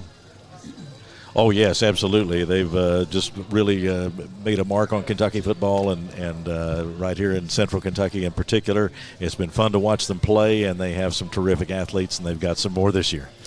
Coach, thanks for taking the time tonight. Let's talk about what you're looking forward to the most this season. You know, probably the biggest thing for us is just to see if we can follow up on some of the momentum we've had over my first 4 years, and you know, we want to be competitive in 6A football, and you know, I'd like to think we're just, you know, continuing what we've started. What's been the key in building that Bryan Station program up to where it is now? Because you have really taken them a long way. Well, I think, you know, part of it is we raised the expectation pretty high when I first got hired, and that allowed for the turnaround to happen fairly quick. And then, you know, with those expectations and the culture we've developed, you know, it's become, you know, what we do. Mm-hmm. And, you know, certainly there's a lot of talented kids that come through Bryan Station High School, and I knew that when I got hired, that, you know, the athletes were there, you know, the pride in the north end of Lexington was there. It was just a matter of instilling that back into our players and into the program. New quarterback this year, Coach, Trenton Cutright. What a security blanket he was for a long time. How much will you miss him back there? I mean, you're always going to miss a kid like him, and you know, he could always extend a play. He made some plays with his legs, but, you know, ultimately we've got to line these kids up again and try to figure out how to score points, and we're confident that we'll figure out the quarterback situation, and actually we're excited about what's going on in that quarterback room, and you know, we'll see how it goes, but he's definitely going to be somebody that needs to be replaced at a high level. As you begin to continue to build up and have depth in your program the thing that you establish as you go along is that more kids want to be a part of that program, and I'm sure you've seen that over a period of years now. And now you have not only some quality athletes out there at the start, but you have some guys to back them up. Yeah, we've had some massive growth, since the year before I was there, and that's been apparent to a lot of people. One of the things that my goal was to try to get our program into a situation where we're 2 platooned and we didn't have kids playing both ways, because I feel like that upper echelon of 6A, if you're not set up that way, then you're going to have some struggles in some of those games because of your opponent's depth. Certainly, we learned a lesson in the state championship game last year that, Trinity's just sending guys, and it's hard for you to win a game like that when you're playing 6, 7, 8 kids both ways. And I think we saw that, we addressed that, and I think that we're probably a different look because of some of the changes we've made. But our goal is just to continue to develop depth, and when we graduate a great senior class, then we need to walk into another great senior class. Coach, you've got some tremendous athletes on your team. We'll talk with several of them tonight. What are you, pleased the most in terms of their growth? What has impressed you the most about how they've gotten better? Well, last year we depended on some very talented young athletes as well, and so it's great to see them mature a little bit more over the winter, get a little bit stronger, get a little bit faster. But, we have it seems like an unlimited resource of athletes at Bryan Station, and I'd be wrong if I said we didn't have them. We've got a lot of talented, skilled kids in both the defensive shell and in the receiving group, and of course at running back, and they're very fast kids that have the ability to make people miss, and those are good traits for our sport, and our goal is to get the ball out to them and let them make plays. Tell me about the feeling as another season gets ready to start. You've been doing this for a while, but each season is a little bit different. What are your thoughts, not necessarily just about this team specifically, but just about starting another football season? Are you excited each year? It is. It's very exciting for me. I mean, I think everybody that coaches this game has some excitement around this time of year, and we know that what's around the corner. That's the thing. Week 1 is just as important to me as it is these kids, and I'm excited about what we're doing.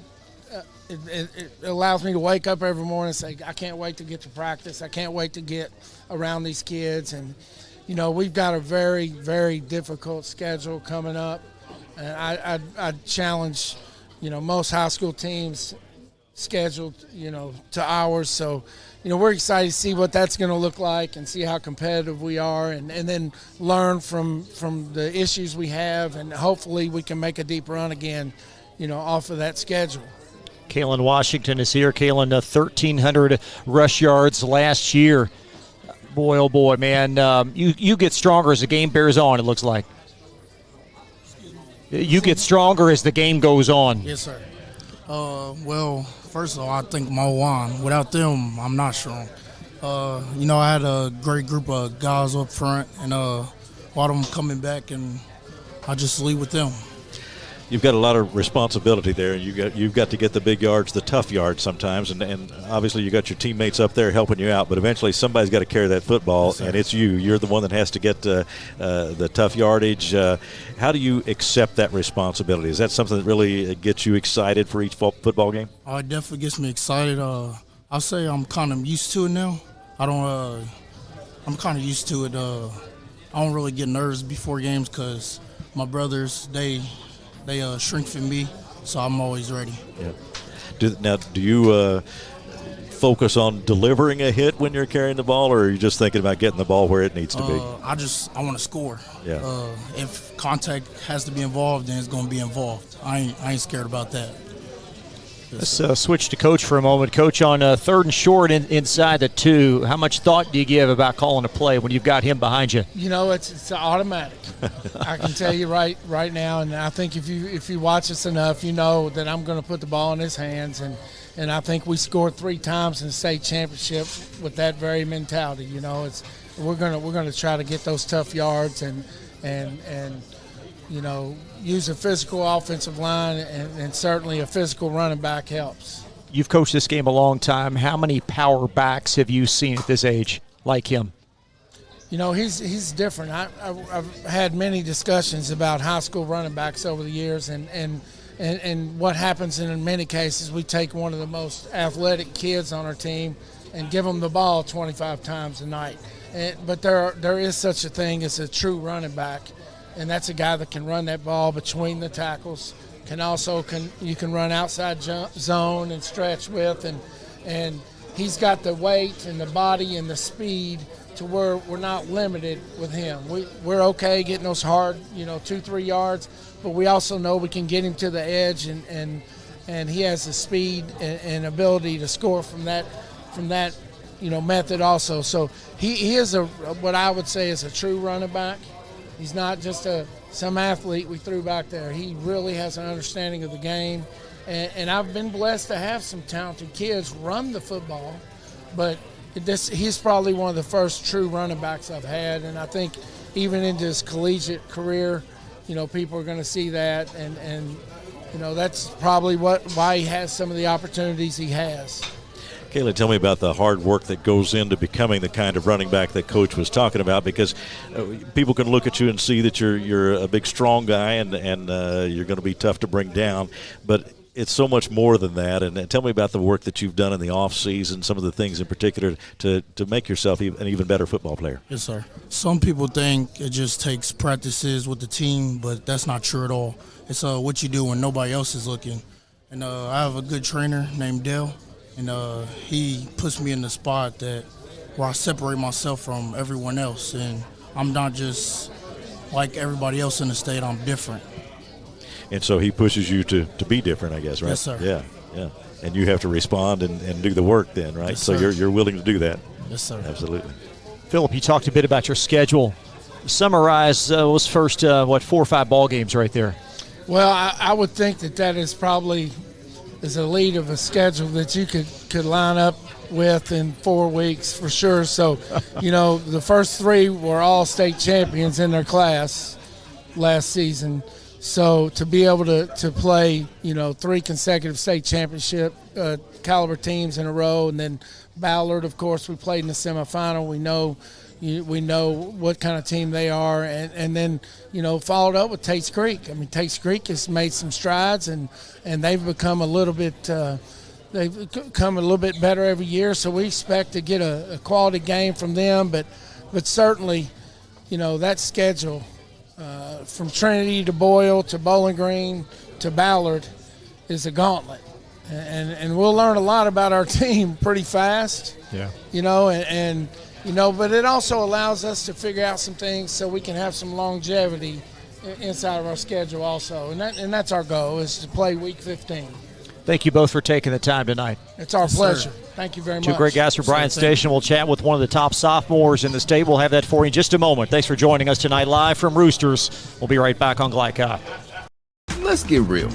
You could go to work right after high school, but spend a little time with us, and we'll give you a better chance to do more, be more, and earn more. College for the real world. College for your world. I love Head Start. Children love Head Start, and you will too. Community Action Council's prep academies are hiring now. Head Start is an early childhood education program for children from birth to age 5. Help us give more children the Head Start advantage. Teacher, what are you waiting for? Join our team of dedicated education professionals. Apply online today at comaction.org. What are you waiting for? New recruit, take advantage of our apprenticeship program. Come out of our 4-year course debt-free. With health insurance, a guaranteed pension, a degree, and an electrical license. 3 words I'd use to describe the apprenticeship are opportunity, skillful, educational, solid career path, rewarding, beneficial, and a brotherhood. A life-changing opportunity. The cost of school is free. All your books are paid for. You go to school once every 2 weeks. All the other stuff is on-the-job training. The teachers here are great. They're all very, very knowledgeable. They're preparing you for what you're already seeing in the field. If you're struggling with something at school, sometimes your fellow students can help you work through that. Everyone's willing to help each other. It's like a big family. I love being a part of a union, something bigger than myself. This field is so vast. You can find something that you really love to do because there is so much you can do. I went from a job to a life-changing career. Power up your potential with the IBEW. Home of excellent service, support, and satisfaction, Lexington Outdoor Power Equipment is your one-stop mower shop. Family owned since 1985, Lexington Outdoor offers top brands like Husqvarna, Toro, Grasshopper, and Echo. Plus, free pickup and delivery. Located just 2 miles west of Douglass High School, they're open weekdays and most Saturday mornings. For more info, stop in or visit their website at lexoutdoorpower.com. Lexington Outdoor Power Equipment, the right equipment for the right job. You're watching a special presentation on Glycod.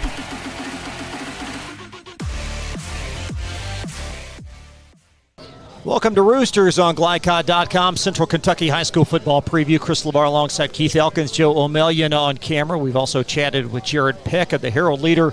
Let's bring in two Bryan Station offensive players, two great student athletes. We'll start with Jordan Haskins. Jordan, what are you looking forward to this year in your sophomore season? I'm looking forward to going back to the state championship, but this time actually going to go win it.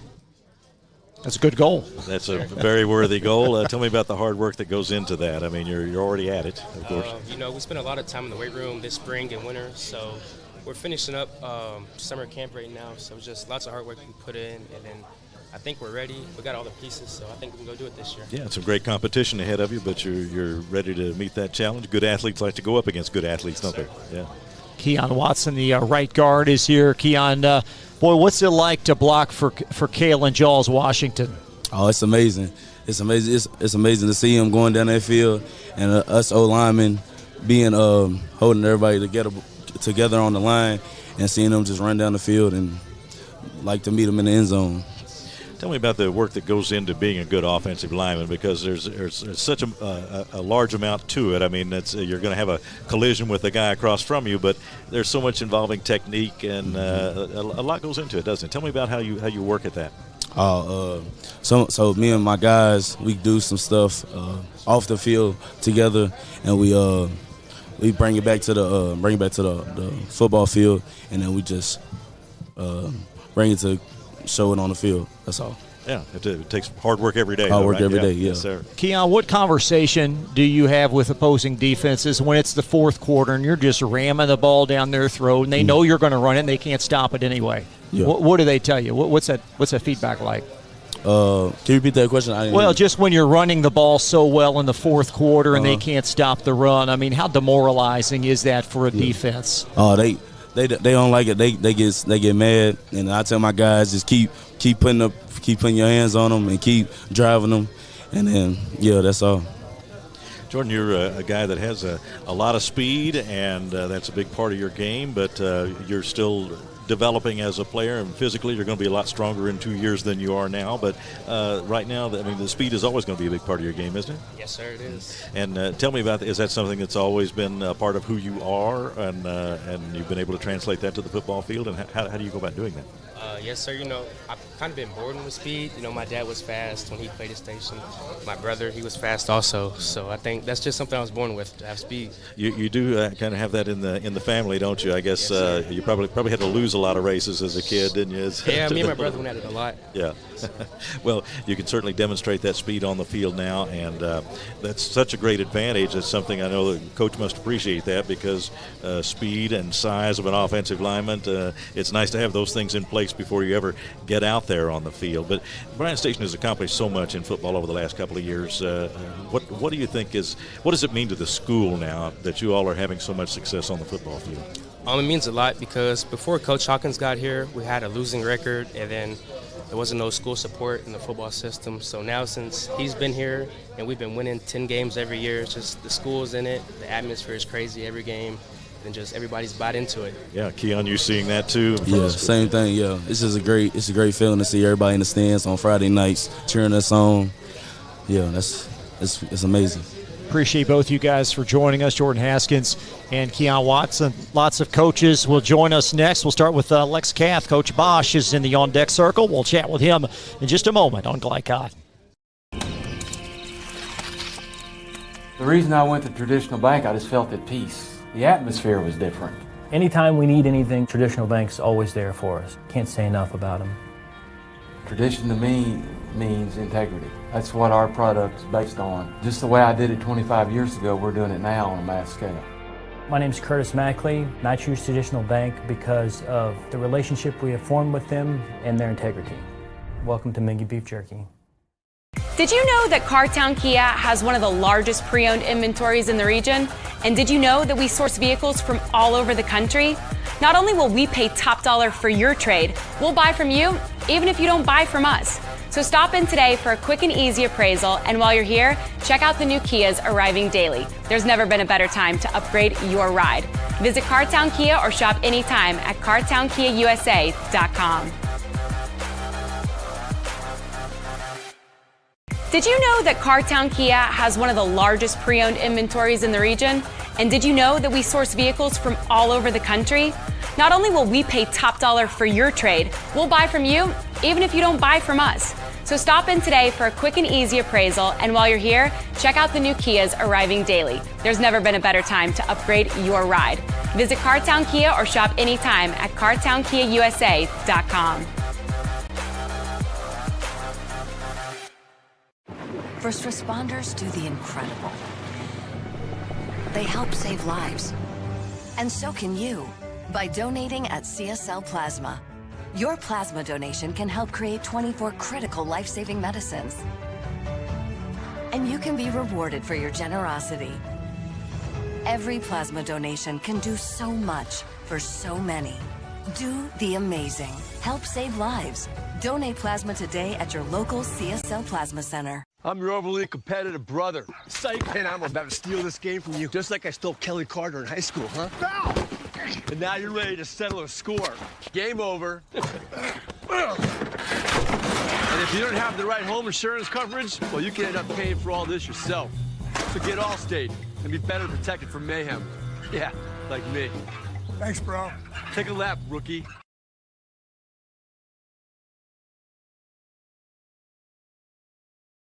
Let's get real. We offer a lot of the same courses you'll find at a four-year college. But with our small classes and personal attention, you won't get lost in the crowd. College for the real world. College for your world. You're watching a special presentation on Glycod.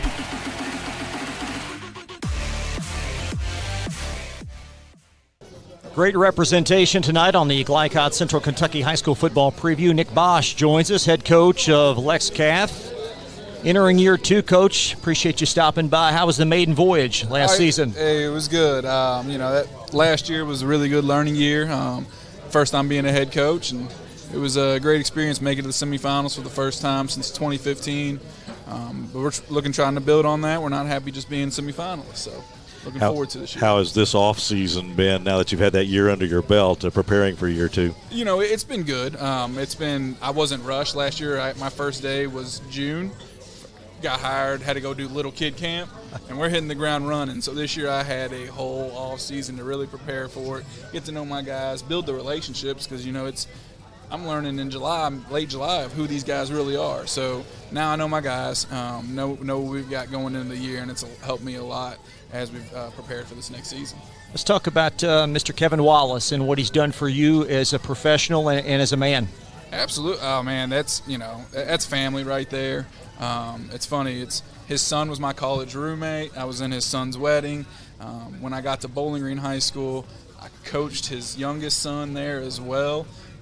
Then when I went to St. X, left Bowling Green, went to St. X, he went with me, and he groomed me to be a head coach, and that was kind of what he talked to me about when we were at St. X. Hey, I'm going to give you more things to handle, more responsibilities, so to prepare you to take that next step. So, I played high school football at St. X in Louisville, and when I went to Bowling Green, after my first year, I stayed because I'm like, this program is so well ran because of the head man in charge. And so just learning everything from how to treat people, how to organize an off season, how to communicate with parents, how to handle fundraising. It's been, I can't say enough about that guy. And, we talk daily. So when I have questions, he'll call me, he knows exactly what it is. I've got a question for him. I don't rarely call him just to chat. I call to to figure out things, but it's great to have that lifeline that I know is always going to answer. You, as a new coach, have to at least make a few adjustments to the culture, and obviously a sports culture at Lexington Catholic is already strong. It's not like you're building from scratch or anything, but at the same time, it's your program now. Is that a difficult chore?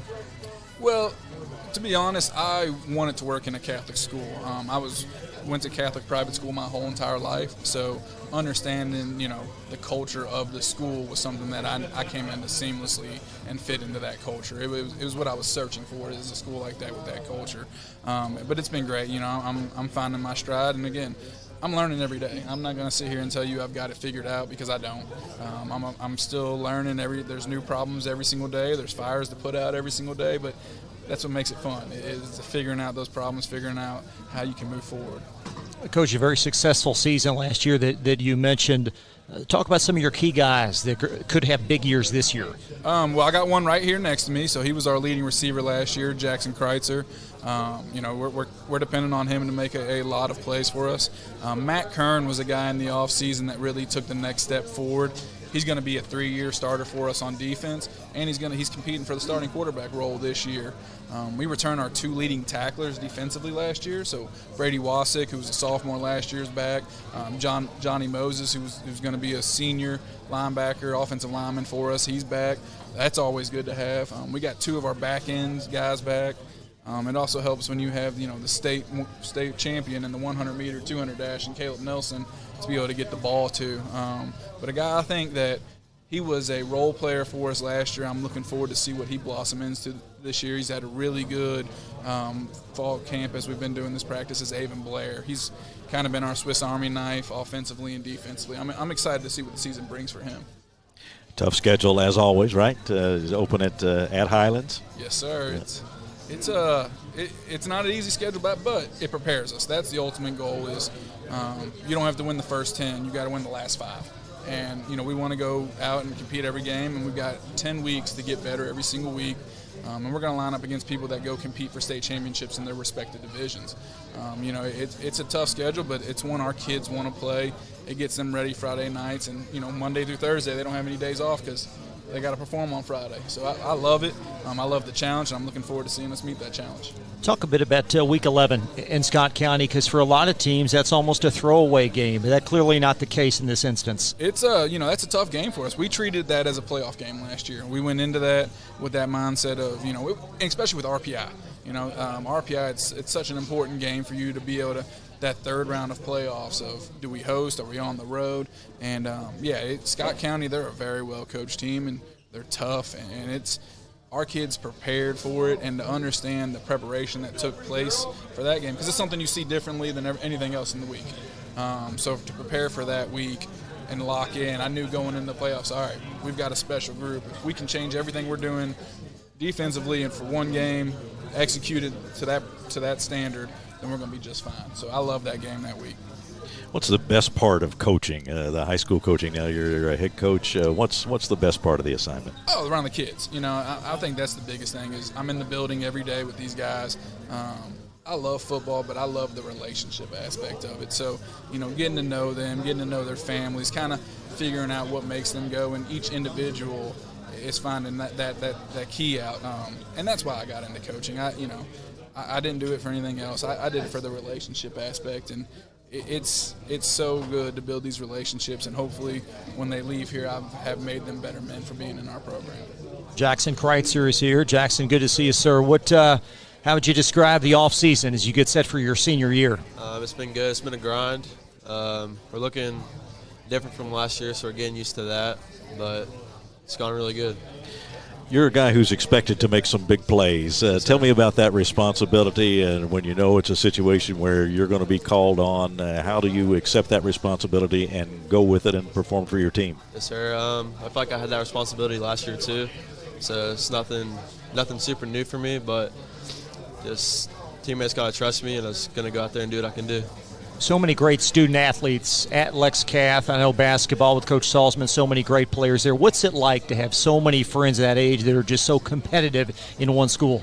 Yes, sir, it's great. I mean, a ton of friends, all my friends pretty much play sports, so it's so much fun. Everybody's competitive. Like you said, great student athletes, just great school and great coaches. you had an outstanding year, but now you want to build on that. How do you build on that? Did you work on anything in particular in this off season to get ready? Right. I mean, I think as a team, like the senior class, we've all gotten a lot closer. I mean, we had a great senior class last year that led us, but this year we're the leaders this off season. And going into the season, I feel like this senior class is doing a good job. I feel like we're getting prepared for the season. Coach Jackson last year almost 900 yards on the ground, but looks like may play a little more receiver this year, or no? I couldn't hear you. Oh, it was Jackson had 900 yards on the ground. Is he going to shift a little more to a receiving role? He had 900 receiving yards. Oh, excuse me. Yeah. Beg your pardon. He was our leading receiver last year, so he was a guy that when we got into trouble, he was what we called 11's number. We're going to hopefully be in that same situation this year, and I've been around a lot of great receivers, and his ball skills, the way he can catch it, he can make all the circus catches. You'll see one-handed catches. Now, I don't want him to do that, but when he does it, it's some jaw-dropping stuff that he'll do. And I challenged him this offseason after we left Cal last year. I said, you need to get bigger, faster, and stronger. And he went and did that. So we're looking forward to the year he's going to have for us this year. Jackson, what makes a good receiver? I mean, there are a number of different skills that you have to have. Got to have some speed, got to have some moves, and, of course, you have to have good hands. But is there any one thing that you think has made you an outstanding receiver? Yes, of course, all of those. But I think the main thing is confidence. You have confidence in yourself. You got to go up and get the ball and then get the yards after the catch, but you have confidence. I don't think you can do any of that. Coach, thank you so much for joining us. All the best this year. Jackson, thanks to you joining us as well. Thank you for having us. We'll step aside. More coverage. We'll chat with the Lafayette head coach, John Lawson. We'll do that in just a moment on Glycod. Let's get real. You could go to work right after high school, but spend a little time with us, and we'll give you a better chance to do more, be more, and earn more. College for the real world. College for your world. Glycod on YouTube is Kentuckiana's fastest growing high school sports video site. When you click to subscribe, don't forget to tap the bell and be notified of our upcoming live broadcasts and other unique video content. Subscribe for free now at youtube.com/Glycod. Did you know that Cartown Kia has one of the largest pre-owned inventories in the region? And did you know that we source vehicles from all over the country? Not only will we pay top dollar for your trade, we'll buy from you even if you don't buy from us. So stop in today for a quick and easy appraisal, and while you're here, check out the new Kias arriving daily. There's never been a better time to upgrade your ride.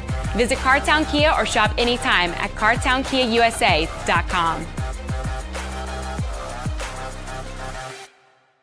The Martin family has been in the trucking industry for over 3 generations. My grandfather started this company selling salvage parts in the 1960s, and we're celebrating over 20 years as a Peterbilt dealer. Although we've grown and changed over the years, our focus has always been on you. We get it. When your truck's down, you're not making money. That's why we keep thousands of quality parts in stock so you can get back on the road as soon as possible. At Martin's Peterbilt, relationships matter, and that's why we've been around for generations. Come see us. For more than 35 years, online and through our branch office locations, Ruoff Mortgage has helped people discover, finance, and move into their homes with confidence. From the moment you send in an application to the day you get the keys, Ruoff keeps things moving exceptionally fast. By sharing knowledge and professional guidance, Ruoff Mortgage helps people see the potential and excitement in the homeownership experience. Visit one of our convenient branch locations or get started online at ruoff.com. I'm your overly competitive brother. Psych, and I'm about to steal this game from you, just like I stole Kelly Carter in high school, huh? Foul! And now you're ready to settle a score. Game over. And if you don't have the right home insurance coverage, well, you can end up paying for all this yourself. So get Allstate and be better protected from mayhem. Yeah, like me. Thanks, bro. Take a lap, rookie.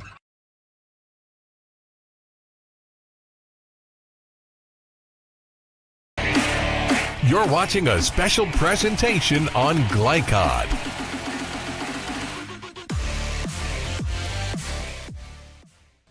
John Lawson will join us, head coach of the Lafayette Generals. And, Coach, let's size up the offseason and the groundwork laid to get ready for this upcoming year. Yes, sir. It's been very productive for us. We started back in January, hitting the weights, doing a little bit of running, getting our minds right.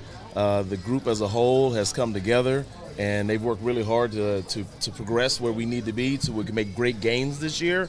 And I'm very excited with all the work that they did on the off season. Spring ball went pretty well. Got a lot of new kids out that are really trying some new positions. We are still very young in some areas, but we got a little bit more depth this year that's going to help us in areas like that. And they've just done a tremendous job on the offseason leading up to the summer.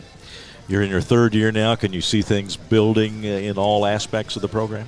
In every aspect of the program, we are advancing in the right direction. Like the biggest thing is, when you start building culture, it's just about meeting expectations all the time. And with this group of young men that I have right now, they've been around for 2 or 3 years, some of them, and they're being great examples for the new ones that are coming in. So as far as, meeting expectations on the daily, we're accomplishing that goal every day now, and we're striving to get better all the time. You're going to face some challenges in building a winning system at Lafayette and building on what have been some tough seasons, but your kids have to respond to that. Or you see that happening now? Are they wanting to be part of this program and part of what you're doing, part of building? Yeah, absolutely, sir. I think the biggest thing with that is that they've bought in really well. And, as the years have progressed, going into my third year, our team has less doubt than ever before. That first year it was all about we're new, we're scared, we don't know what we're doing. Last year we thought, hey, we can probably win some games. This year we're going in with the attitude of being able to win some games with confidence and just having less doubt doing it. So the ability to not be fearful anymore of what they can do and how great they can be is where we're striving. And so I think they've really attached to each other. They've really leaned on each other. And they're, my leaders, some of the seniors of this team are doing a great job of keeping everybody focused and ready to go. Yeah, and you have to see that result. And as a teacher and coach, when a teacher sees that the students are beginning to grasp what they're teaching, well, you're seeing that as a coach now. That has to be a great feeling. Oh, it's absolutely a great feeling because what happens now is, when you see that they're connecting, you engage even more. You expect even more. There's no more, we're trying to figure this out. No, we figured this out. Now we're just going to get better. And, I talked to the guys a lot today about just, making sure they didn't have fear about anything that they're doing. And when when the guys won their couple games last year, the biggest thing for us was, they finally saw how it is to pay off, to get rewards for winning a game. Like, we work this hard, we win a game. We work this hard, we win a game. We work this hard, we almost win this game. There's a couple games that we just kept building on. And so now if we can just keep that mindset consistently throughout a game, we got great things going to happen for Lafayette football. Got Jackson Stevens and Matthew Harden, a pair of student athletes for Lafayette, and both of these gentlemen play defense. And we'll start first with Matthew, linebacker, and your challenge here to get ready for this season. What is that like? Making sure my defense is kept together and that the athletes that I'm working with on D-line and linebackers, that they're getting in the right spots and staying together and working together as a team. And like little things like breaking the huddle and getting the signs from the coach on the sideline before the play are important. You have the leadership role on defense. Has that come pretty natural to you, or is that kind of a challenge to build on that? Yes, sir. I would say it's natural with playing other sports and other positions and just working towards it as being a leader on the team and not just as the defense. It's so crucial to have that too as leadership on the field, and so you can sense that the players believe in you and they're looking toward you to make those calls and get everybody where they're supposed to be, right? Yes, sir. Jackson Stevens to Matthew's left. What do you like best about playing for Coach Lawson? His attitude. He brings intensity every day. He is great at speaking with kids, touching your heartstrings, and he's just really good at motivating us to be better people and be better men in the future. Coach, what do you like best about those two young men? With these guys here, they've taken on the leadership role really well for me. I do have a committee of leaders, and my seniors all come together. We meet every week, and we talk about things that we need to grow on as a team. Sometimes, as a coach, you don't always see with 70 players what things look like, but if you get that inner squad that can let you know what's happening and you can transform them into leaders, then your team becomes a player-led team. Then a lot of exciting things happen, and these two guys do a great job of leading the squad all the time. Coach, we brought your schedule up a bit earlier. Let's take another look. What stands out as you put this schedule together for this season? Opportunities. Every time we put a schedule out, we want to make sure that we have an opportunity to compete. And we have a couple big games, road games that are going to be challenging for us. We're also, ready to face that adversity as well. And, as long as we know that we need to play our game at the best of our ability, our opponents are important, but we're more important. I'll ask you a question and to the players too, but what would a winning season or a winning program mean to Lafayette High School? I mean, you want to grow as people, and you're trying to do that as a coach to have them grow as people, but winning is great too. So what would a winning program and a winning season mean? Either one of you want to start first? Go ahead. I think it would just represent a changing culture, because we've had a lot of rough seasons, and even before me and Matthew were here at Lafayette, it's been just very constant, and I feel like a winning season here would really change the future of the program. I would say if you look back at the 2016, 2015 seasons and all that, we're not far away from that, and we're right there with it. And any team we play on the schedule, we can compete with. And, winning for us, it is a priority. And what happens is if we can get that foundation of what we need to do to be a disciplined team, a player-led team, winning's going to come naturally when you do those things. But, it would bring a lot of excitement to the community, the school itself. It would change the direction of the sports in the school just because, when the biggest team in the school starts to win, everybody else kind of buys in. Like the whole school really buys into that. The band will be there more. We have more students at the games. So it's going to build a positive culture in our school. Coach, I appreciate you so much for joining us. All the best this season. All right. Thank you, sir. Head coach John Lawson of Lafayette. We'll chat with Doug Charles of LCA. We'll have that for you in just a moment. Thanks for watching tonight on Glycod. Thank you, sir. The reason I went to Traditional Bank, I just felt at peace. The atmosphere was different. Anytime we need anything, Traditional Bank's always there for us. Can't say enough about them. Tradition to me means integrity. That's what our product's based on. Just the way I did it 25 years ago, we're doing it now on a mass scale.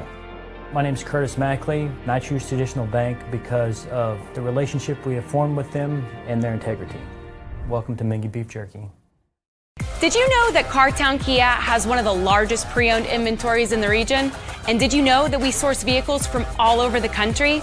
Not only will we pay top dollar for your trade, we'll buy from you even if you don't buy from us. So stop in today for a quick and easy appraisal, and while you're here, check out the new Kias arriving daily. There's never been a better time to upgrade your ride. Visit Cartown Kia or shop anytime at cartownkiausa.com. Did you know that Cartown Kia has one of the largest pre-owned inventories in the region? And did you know that we source vehicles from all over the country? Not only will we pay top dollar for your trade, we'll buy from you even if you don't buy from us. So stop in today for a quick and easy appraisal, and while you're here, check out the new Kias arriving daily. There's never been a better time to upgrade your ride. Visit Cartown Kia or shop anytime at cartownkiausa.com. First responders do the incredible. They help save lives. And so can you by donating at CSL Plasma. Your plasma donation can help create 24 critical life-saving medicines. And you can be rewarded for your generosity. Every plasma donation can do so much for so many. Do the amazing. Help save lives. Donate plasma today at your local CSL Plasma Center. I'm your overly competitive brother. Psych, and I'm about to steal this game from you, just like I stole Kelly Carter in high school, huh? Foul! And now you're ready to settle a score. Game over. And if you don't have the right home insurance coverage, well, you can end up paying for all this yourself. So get Allstate and be better protected from mayhem. Yeah, like me. Thanks, bro. Take a lap, rookie.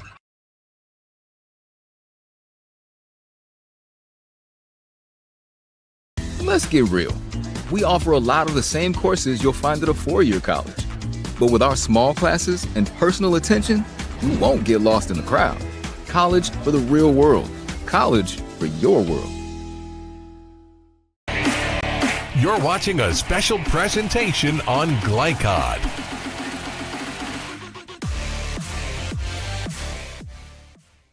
Welcome back to Roosters off Richmond Road. Doug Charles joins us now, head coach of LCA. And, Coach, I'm sure you're very excited for another season.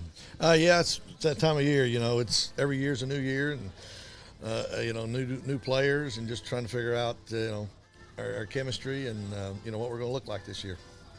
What's that been like so far? Because you had at least one very big replacement to make, so that's been a little different. We had 17 seniors last year, which was the largest senior class we've had since I've been there, since I think the history of the school, and 13 of them went on to play next level, and 7 of them Division I. So we've lost quite a bit of production and experience, but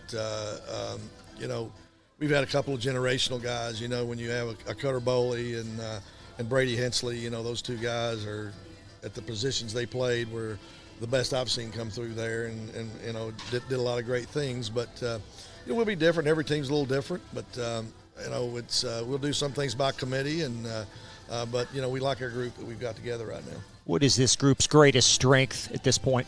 Well, I think I was telling somebody earlier today that we're blessed to have 4 returning offensive linemen that have had a lot of experience in big stages and big games, and all 4 of those guys hold Division I, multiple Division I offers. 3 of them have already committed, 1 to Air Force, another one to Navy, another one to Gardner-Webb, and another one's just sorting it out right now. So, we're going to be, we should be pretty good up front and in the box, and we've got some good skill players that just, they just need reps, and they got to be the guy now. It's their time.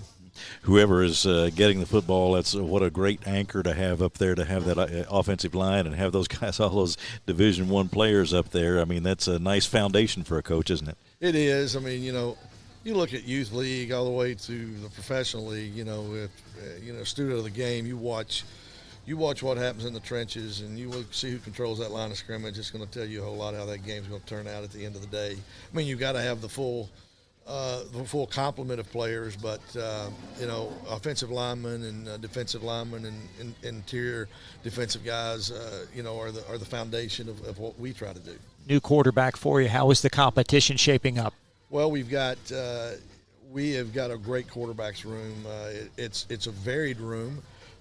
It's got we've got guys that somebody said we've got 5 quarterbacks right now in our quarterback room, and the majority of those guys would start at a lot of schools. We can only have 1, of course, but there's going to be certain games and certain styles that we're going to be able to be dual threat in some areas. We've got one thing that Cutter, not that Cutter was very athletic. Of course, he had was an elite arm, but we didn't, as a matter of our schematically, he was not involved in the running part of our game. So when you have a quarterback that is capable of running the football, we think that's a strength. And historically, we've been pretty good when we've got a running quarterback that's a legit threat to run the ball, in the scheme, not just breakdown of a pressure or whatever. You preparing for game 1, of course, but as you look down through the schedule, what stands out, what jumps out at you? Well, we have in the last 6 years we've played 3 of those years. We've always played a tough schedule, RPI, and it's based on RPI stuff. We have played in the last 5 years. We've played the 3 hardest RPI schedules there are, and this year is no different. This year we open up with Boyle County, week 1. 4-year repeat state champion. In the Rafferty Bowl, we play them. And then the next week we play Franklin County, who's a Final Four 4A team. And then the next week we play Pikeville, who's a 3-time defending state champion, back-to-back. And then we play Cal, who's back-to-back state champions and loaded up. And then we play a Catholic, who Nick's doing a great job over there. So our first 5 games are an absolute gauntlet, for anybody to play, particularly a 2A team, a school. But our kids know when they come there, that's what we play. That's what we do. What did the neutral site games do for you? Well, I tell people all the time, they look at our schedule and they say, who made that schedule? And I said, well, first of all, when you're a 2A school with the RPI the way it is, people aren't lined up to play you if you're, if you've had some success, because you don't get a lot for winning it, but you get dinged pretty bad for losing it. So, putting a schedule together as a 2A has challenges, like everybody has challenges. But I guess the first thing it does is, it's a pretty nice check. You go and you get $5 or $6 grand to play in a bowl game. And I said, heck, I've been doing this a long time, 44 years. I said, I've been beat for a lot less, So I guess first thing is, but really what it does, to have that exposure on a college campus at WKU, in that environment, it's just good for our student athletes to be able to experience that, to be on the big stage. On a Friday night, there's a huge crowd there because you're not competing with a lot of other games, and just to be in those kind of environments, we want to be where the bright lights are. I mean, and as a coaching staff and as players, we want to test ourselves and try to prepare ourselves to point out our deficiencies and our flaws and be able to get ourselves geared to be playing our best football in November. You mentioned doing it 44 years, but you're obviously ready to go for another one, right? Well, this is a young man's game, and I'm blessed to surround myself with an excellent staff. It's been with me a long time, and a couple of new guys that's come in this year. It's a young man's grind. I mean, we go from the 1st of February until the end of November every year, and it's a marathon. It's certainly not a sprint. And when you run the whole program, we've got 200 kids playing youth over there, and we've got middle school. So we have over 300 kids playing tackle football at LCA right now, and all that stuff goes through us. So we're spread out pretty thin, but that's what we do, and we love it. As your career winds down, what imprint do you want to leave on that program at LCA? Well, my thing has always been, no matter what I've gotten into, is just to leave a place better than I found it. We've done a lot of things. We've had 56% of our senior classes the last 5 years that have gone on to play next level, when the national average is 7%. We have spearheaded a independent fundraising deal. We raised over $1 million to put in a new turf field. Last year we just renovated our locker rooms and completely redid that in our film rooms. So we've done it from a physical plant standpoint, but more importantly, I hope that I'll be remembered, down the road somewhere, is that I help prepare these young men to face what life comes at them. And football is a microcosm of life, and we take that seriously in how we prepare these kids and make sure they represent that middle C at Lexington Christian Academy. And so that's what I hope my legacy is. I think I'll coach until I'm physically unable to coach. Don't know that I'll coach at the head varsity level forever, but I'll be coaching over there somewhere.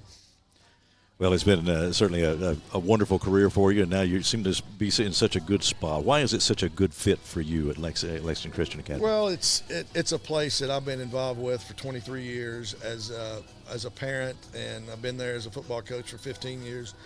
It's a place that lines up with me from a spiritual standpoint, and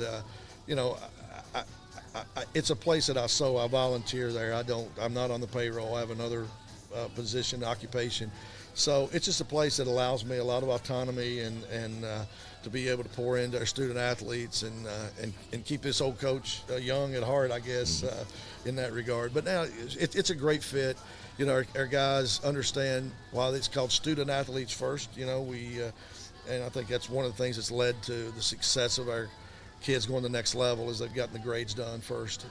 But we just want to prepare them to be great fathers and to be great employers and husbands and great men that want to always give back. That's part of what we're about, and we're really intentional on servant leadership and being able to be grateful for what we've been given and to be able to share that with others. One more and we'll cut you loose. Interesting to see all you head coaches really commiserate tonight and connect with one another. Describe the fraternity here in Lexington. Well, I think, first of all, it's excellent. I mean, we get along marvelously with all these coaches. We do 7-on-7 circuits with them. We're scrimmaging Bryan Station on Friday night. We scrimmage them every year. We're scrimmaging Woodford County, Nate McPeak, Wes Johnson, all those guys. You know, we just help each other and we collaborate. I think part of it is, I think we all have a mutual respect in the grind in our chosen grind, and you know, we know that we all have different obstacles and challenges, but we all respect that. And you know, on Friday nights, I think we want to compete and to our very best. And I tell people on Friday nights we won't beat each other's brains in, but you know, as soon as the game's over with, we're hugging it out. And you know, the text, we even have a text exchange that we do on the off season. And I guess it's somebody that can hear us right. and listen. It's just somebody that'll hear us, so they know what we're talking about. It's not your wife. Yeah. So it's been great. Thanks so much for coming, Doug. Appreciate it. Hey, thank you guys for having me. Head Coach Charles of LCA will take a break. Coach Gabe will join us on the other side from Henry Clay. We'll have that for you in just a couple of minutes on Glycod. The reason I went to Traditional Bank, I just felt at peace. The atmosphere was different. Anytime we need anything, Traditional Bank's always there for us. Can't say enough about them. Tradition to me means integrity. That's what our product is based on. Just the way I did it 25 years ago, we're doing it now on a mass scale. My name's Curtis Mackley, and I choose Traditional Bank because of the relationship we have formed with them and their integrity. Welcome to Mingy Beef Jerky. Did you know that Cartown Kia has one of the largest pre-owned inventories in the region? And did you know that we source vehicles from all over the country? Not only will we pay top dollar for your trade, we'll buy from you even if you don't buy from us. So stop in today for a quick and easy appraisal, and while you're here, check out the new Kias arriving daily. There's never been a better time to upgrade your ride. Visit Cartown Kia or shop anytime at cartownkiausa.com. Did you know that Cartown Kia has one of the largest pre-owned inventories in the region? And did you know that we source vehicles from all over the country? Not only will we pay top dollar for your trade, we'll buy from you even if you don't buy from us. So stop in today for a quick and easy appraisal, and while you're here, check out the new Kias arriving daily. There's never been a better time to upgrade your ride. Visit Cartown Kia or shop anytime at cartownkiausa.com. First responders do the incredible. They help save lives. And so can you by donating at CSL Plasma. Your plasma donation can help create 24 critical life-saving medicines. And you can be rewarded for your generosity. Every plasma donation can do so much for so many. Do the amazing. Help save lives. Donate plasma today at your local CSL Plasma Center. I'm your overly competitive brother. Psych, and I'm about to steal this game from you, just like I stole Kelly Carter in high school, huh? Foul! And now you're ready to settle a score. Game over. And if you don't have the right home insurance coverage, well, you can end up paying for all this yourself. So get Allstate and be better protected from mayhem. Yeah, like me. Thanks, bro. Take a lap, rookie.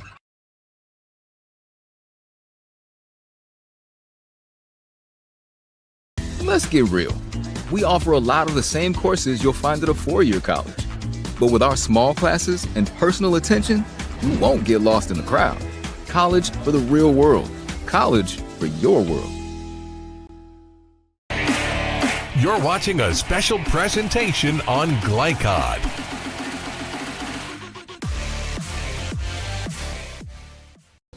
Back live here for the closer, if you will. Coach Demetrius Gay will join us here momentarily, head coach of Henry Clay. And Keith, just to summarize, Coach Charles and what he's built there at LCA, very impressive. It really is, and you can tell that he's still very much into it. He's coached for a long time, but he connects well with the young men and really stresses a lot of all the parts of life in addition to being good football players, and they've certainly done that on the field. He's had a lot of success on the field and had some exceptional athletes. And has some more this year, and some guys headed for college football. So just certainly a great job all the way around. Coach Demetrius Gay will join us, and Coach, always good to meet you, Coach Demetrius Gay. If you could grab the mic there, we'll here's some thoughts. What's it like to coach your alma mater? It's a pretty good feeling. It's a pretty good feeling. When I played back in the early 90s, the whole city was tough, So coming back and, I coached there. This is my 23rd year coaching there, so it's been a great experience so far. Your team, you're going to be looking for some wins. That's what you got to point for, and maybe you can't scale the mountain all at once, but you certainly want to take some steps this year. How are you stressing that to your team here in the preseason? I think the one thing that we've talked about is, 0-11s. It's tough to do in 6A football. So you can't go in every game with that same mindset. So you got to go in a different mindset and wanting to win games. So we've kind of stressed that this all season in the weight room and, right now with practicing, this summer practice.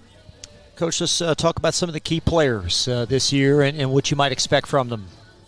I think Luke DiNardo's he played safety for us for the last couple of years. We've moved him to an inside linebacker. Expecting a lot of big things out of him. He's also plays tight end for us. We're returning a lot of guys up front, big guys. So I'm looking for them to take over the line of scrimmage. We've kind of added a guy back that got hurt early in preseason, got hurt in the scrimmage. We moved him to receiver this year, and he's looking good out there. We got a quarterback back. He was hurt about mid-season. He's back this year. He's looking good throwing the ball. He's lefty, so he's looking good. And, we got a good stable of running backs, but Nick Jones is going to lead the way for us, and nice-sized kid, and he's doing well as outside linebacker. Do you like what you've seen from your players in the offseason? Because, as you say, you come off the winless season, you want some good attitudes out there regardless of what happened last year. Do you like what you've seen? Yeah, so far I have. We got in the weight room big time, and a lot of those guys, they stuck with it, and we've had quite a few guys that were in and out of the weight room off winter break and into the summer. Rohan Taylor, I believe. Rowan Taylor. Rowan Taylor, senior quarterback, 5'8", 150. How have you seen him grow entering his senior year? He's gotten better as a leader. He's not a real big rah-rah kind of guy, but he's a, do as I say kind of guy. Just follow me. And he's one of my track kids as well. So he's gotten faster. Hopefully, try to put a little weight on him, but it's kind of hard during track season to put weight on a guy. But we're looking for a lot of big things out of him. Take a lot of leadership into the team. When you're trying to build in a situation like this, I mean, like any coach, you've got to be concerned with players at the lower levels, the middle school levels, things like that. Do you have some confidence in the future in seeing how that's coming along? Yeah, we start our guys that are coming to our school. We try to get them in the weight room in the wintertime.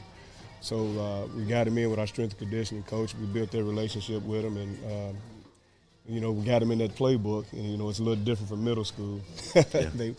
And a lot of them are, you can see the time that they're spending at the playbook. They're learning the plays and learning how to do defense and offense coming from the middle school level. So it's been good for them so far. As your staff and yourself, you've self-evaluated in the offseason. What are some things that maybe you're going to do different this season as a staff? We kind of I lost a couple guys, and we've gained a couple guys. Some former players, and actually one of the guys used to be the head horseman coach, Mike Zuckerman. He actually was my coach as well when I was in high school. So we brought him on he's a defensive coordinator. And, we changed the defense up, so the guys have kind of adjusted to him and what he wants out of them. So they've done a great job. And got some younger guys as well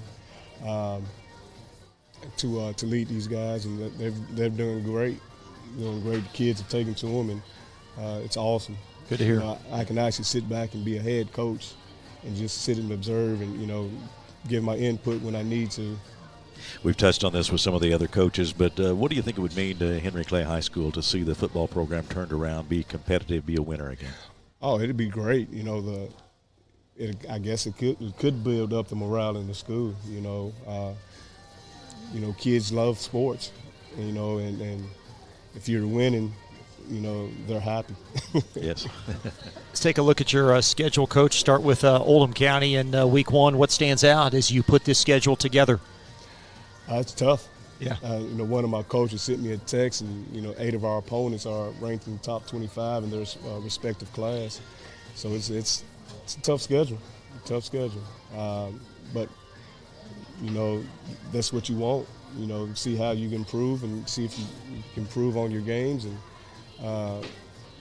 see if you can get some wins. Outside of wins, what goals do you have this year? Our number one goal is just to be competitive in each game, you know, and play hard each game and try to come out with a win. How do you see yourself growing as a coach as you gain experience? How's that growth been for you? I think the biggest thing for me is I actually get to sit and be a head coach. You know, I've given up some responsibilities and turned it over to some guys, and it's been great just to sit and watch and observe and give my input when it's needed. Appreciate you stopping by tonight, Coach. Thank you all. It's Coach Demetrius Gay, Henry Clay. We will take a break, wrap things up in just a moment. You're watching Central Kentucky High School Football Preview on Glycod. Thank you, guys. Very good. Let's get real. You could go to work right after high school, but spend a little time with us, and we'll give you a better chance to do more, be more, and earn more. College for the real world. College for your world. Glycod on YouTube is Kentuckiana's fastest growing high school sports video site. When you click to subscribe, don't forget to tap the bell and be notified of our upcoming live broadcasts and other unique video content. Subscribe for free now at youtube.com/Glycod. Did you know that Cartown Kia has one of the largest pre-owned inventories in the region? And did you know that we source vehicles from all over the country? Not only will we pay top dollar for your trade, we'll buy from you even if you don't buy from us. So stop in today for a quick and easy appraisal, and while you're here, check out the new Kias arriving daily. There's never been a better time to upgrade your ride. Visit Cartown Kia or shop anytime at cartownkiausa.com.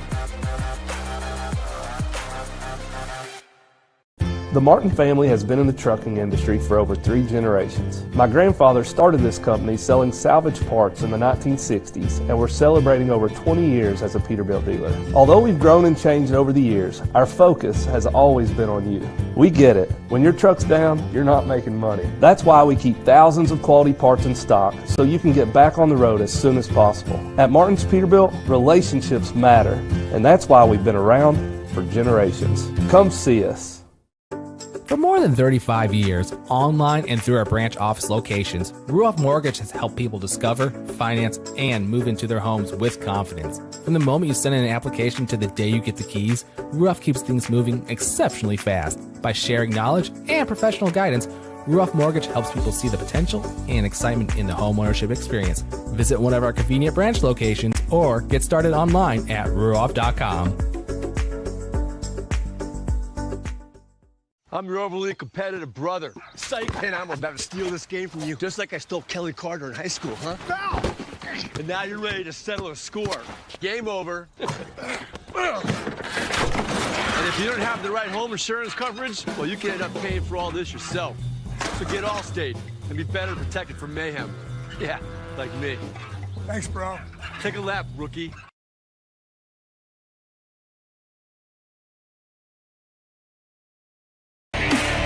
You're watching a special presentation on Glycod.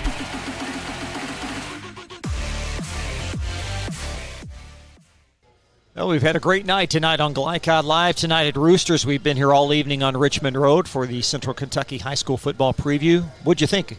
Oh, it was great to just see all these coaches and feel the excitement of another coming football season, and great to meet several of the young athletes, too. I thought they did a tremendous job. I can see why their coaches want them out front and being the leaders in their programs. So we got a lot of talent around Lexington, a lot of football players that are headed for college football, but even the ones who aren't. I mean, they're going to be out there giving it their all for their school this year, so it'll be a pleasure to watch them, and we hope that everybody will go out and take in a game once in a while, too. Just over 2.5 weeks away. Here's a look at the slate on week 1, 7 games, including 4 in Lexington. Keith will have the doubleheader on week 1. That's right. Good luck with that. Let's play 2.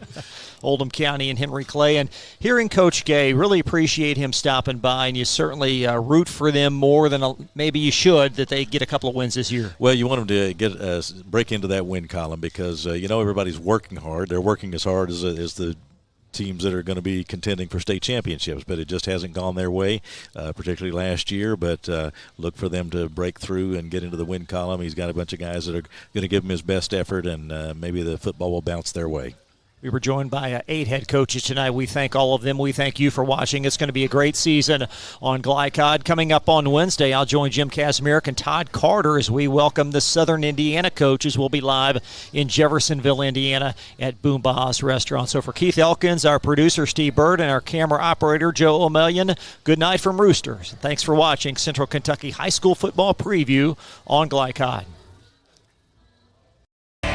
You're watching a special presentation on Glycod.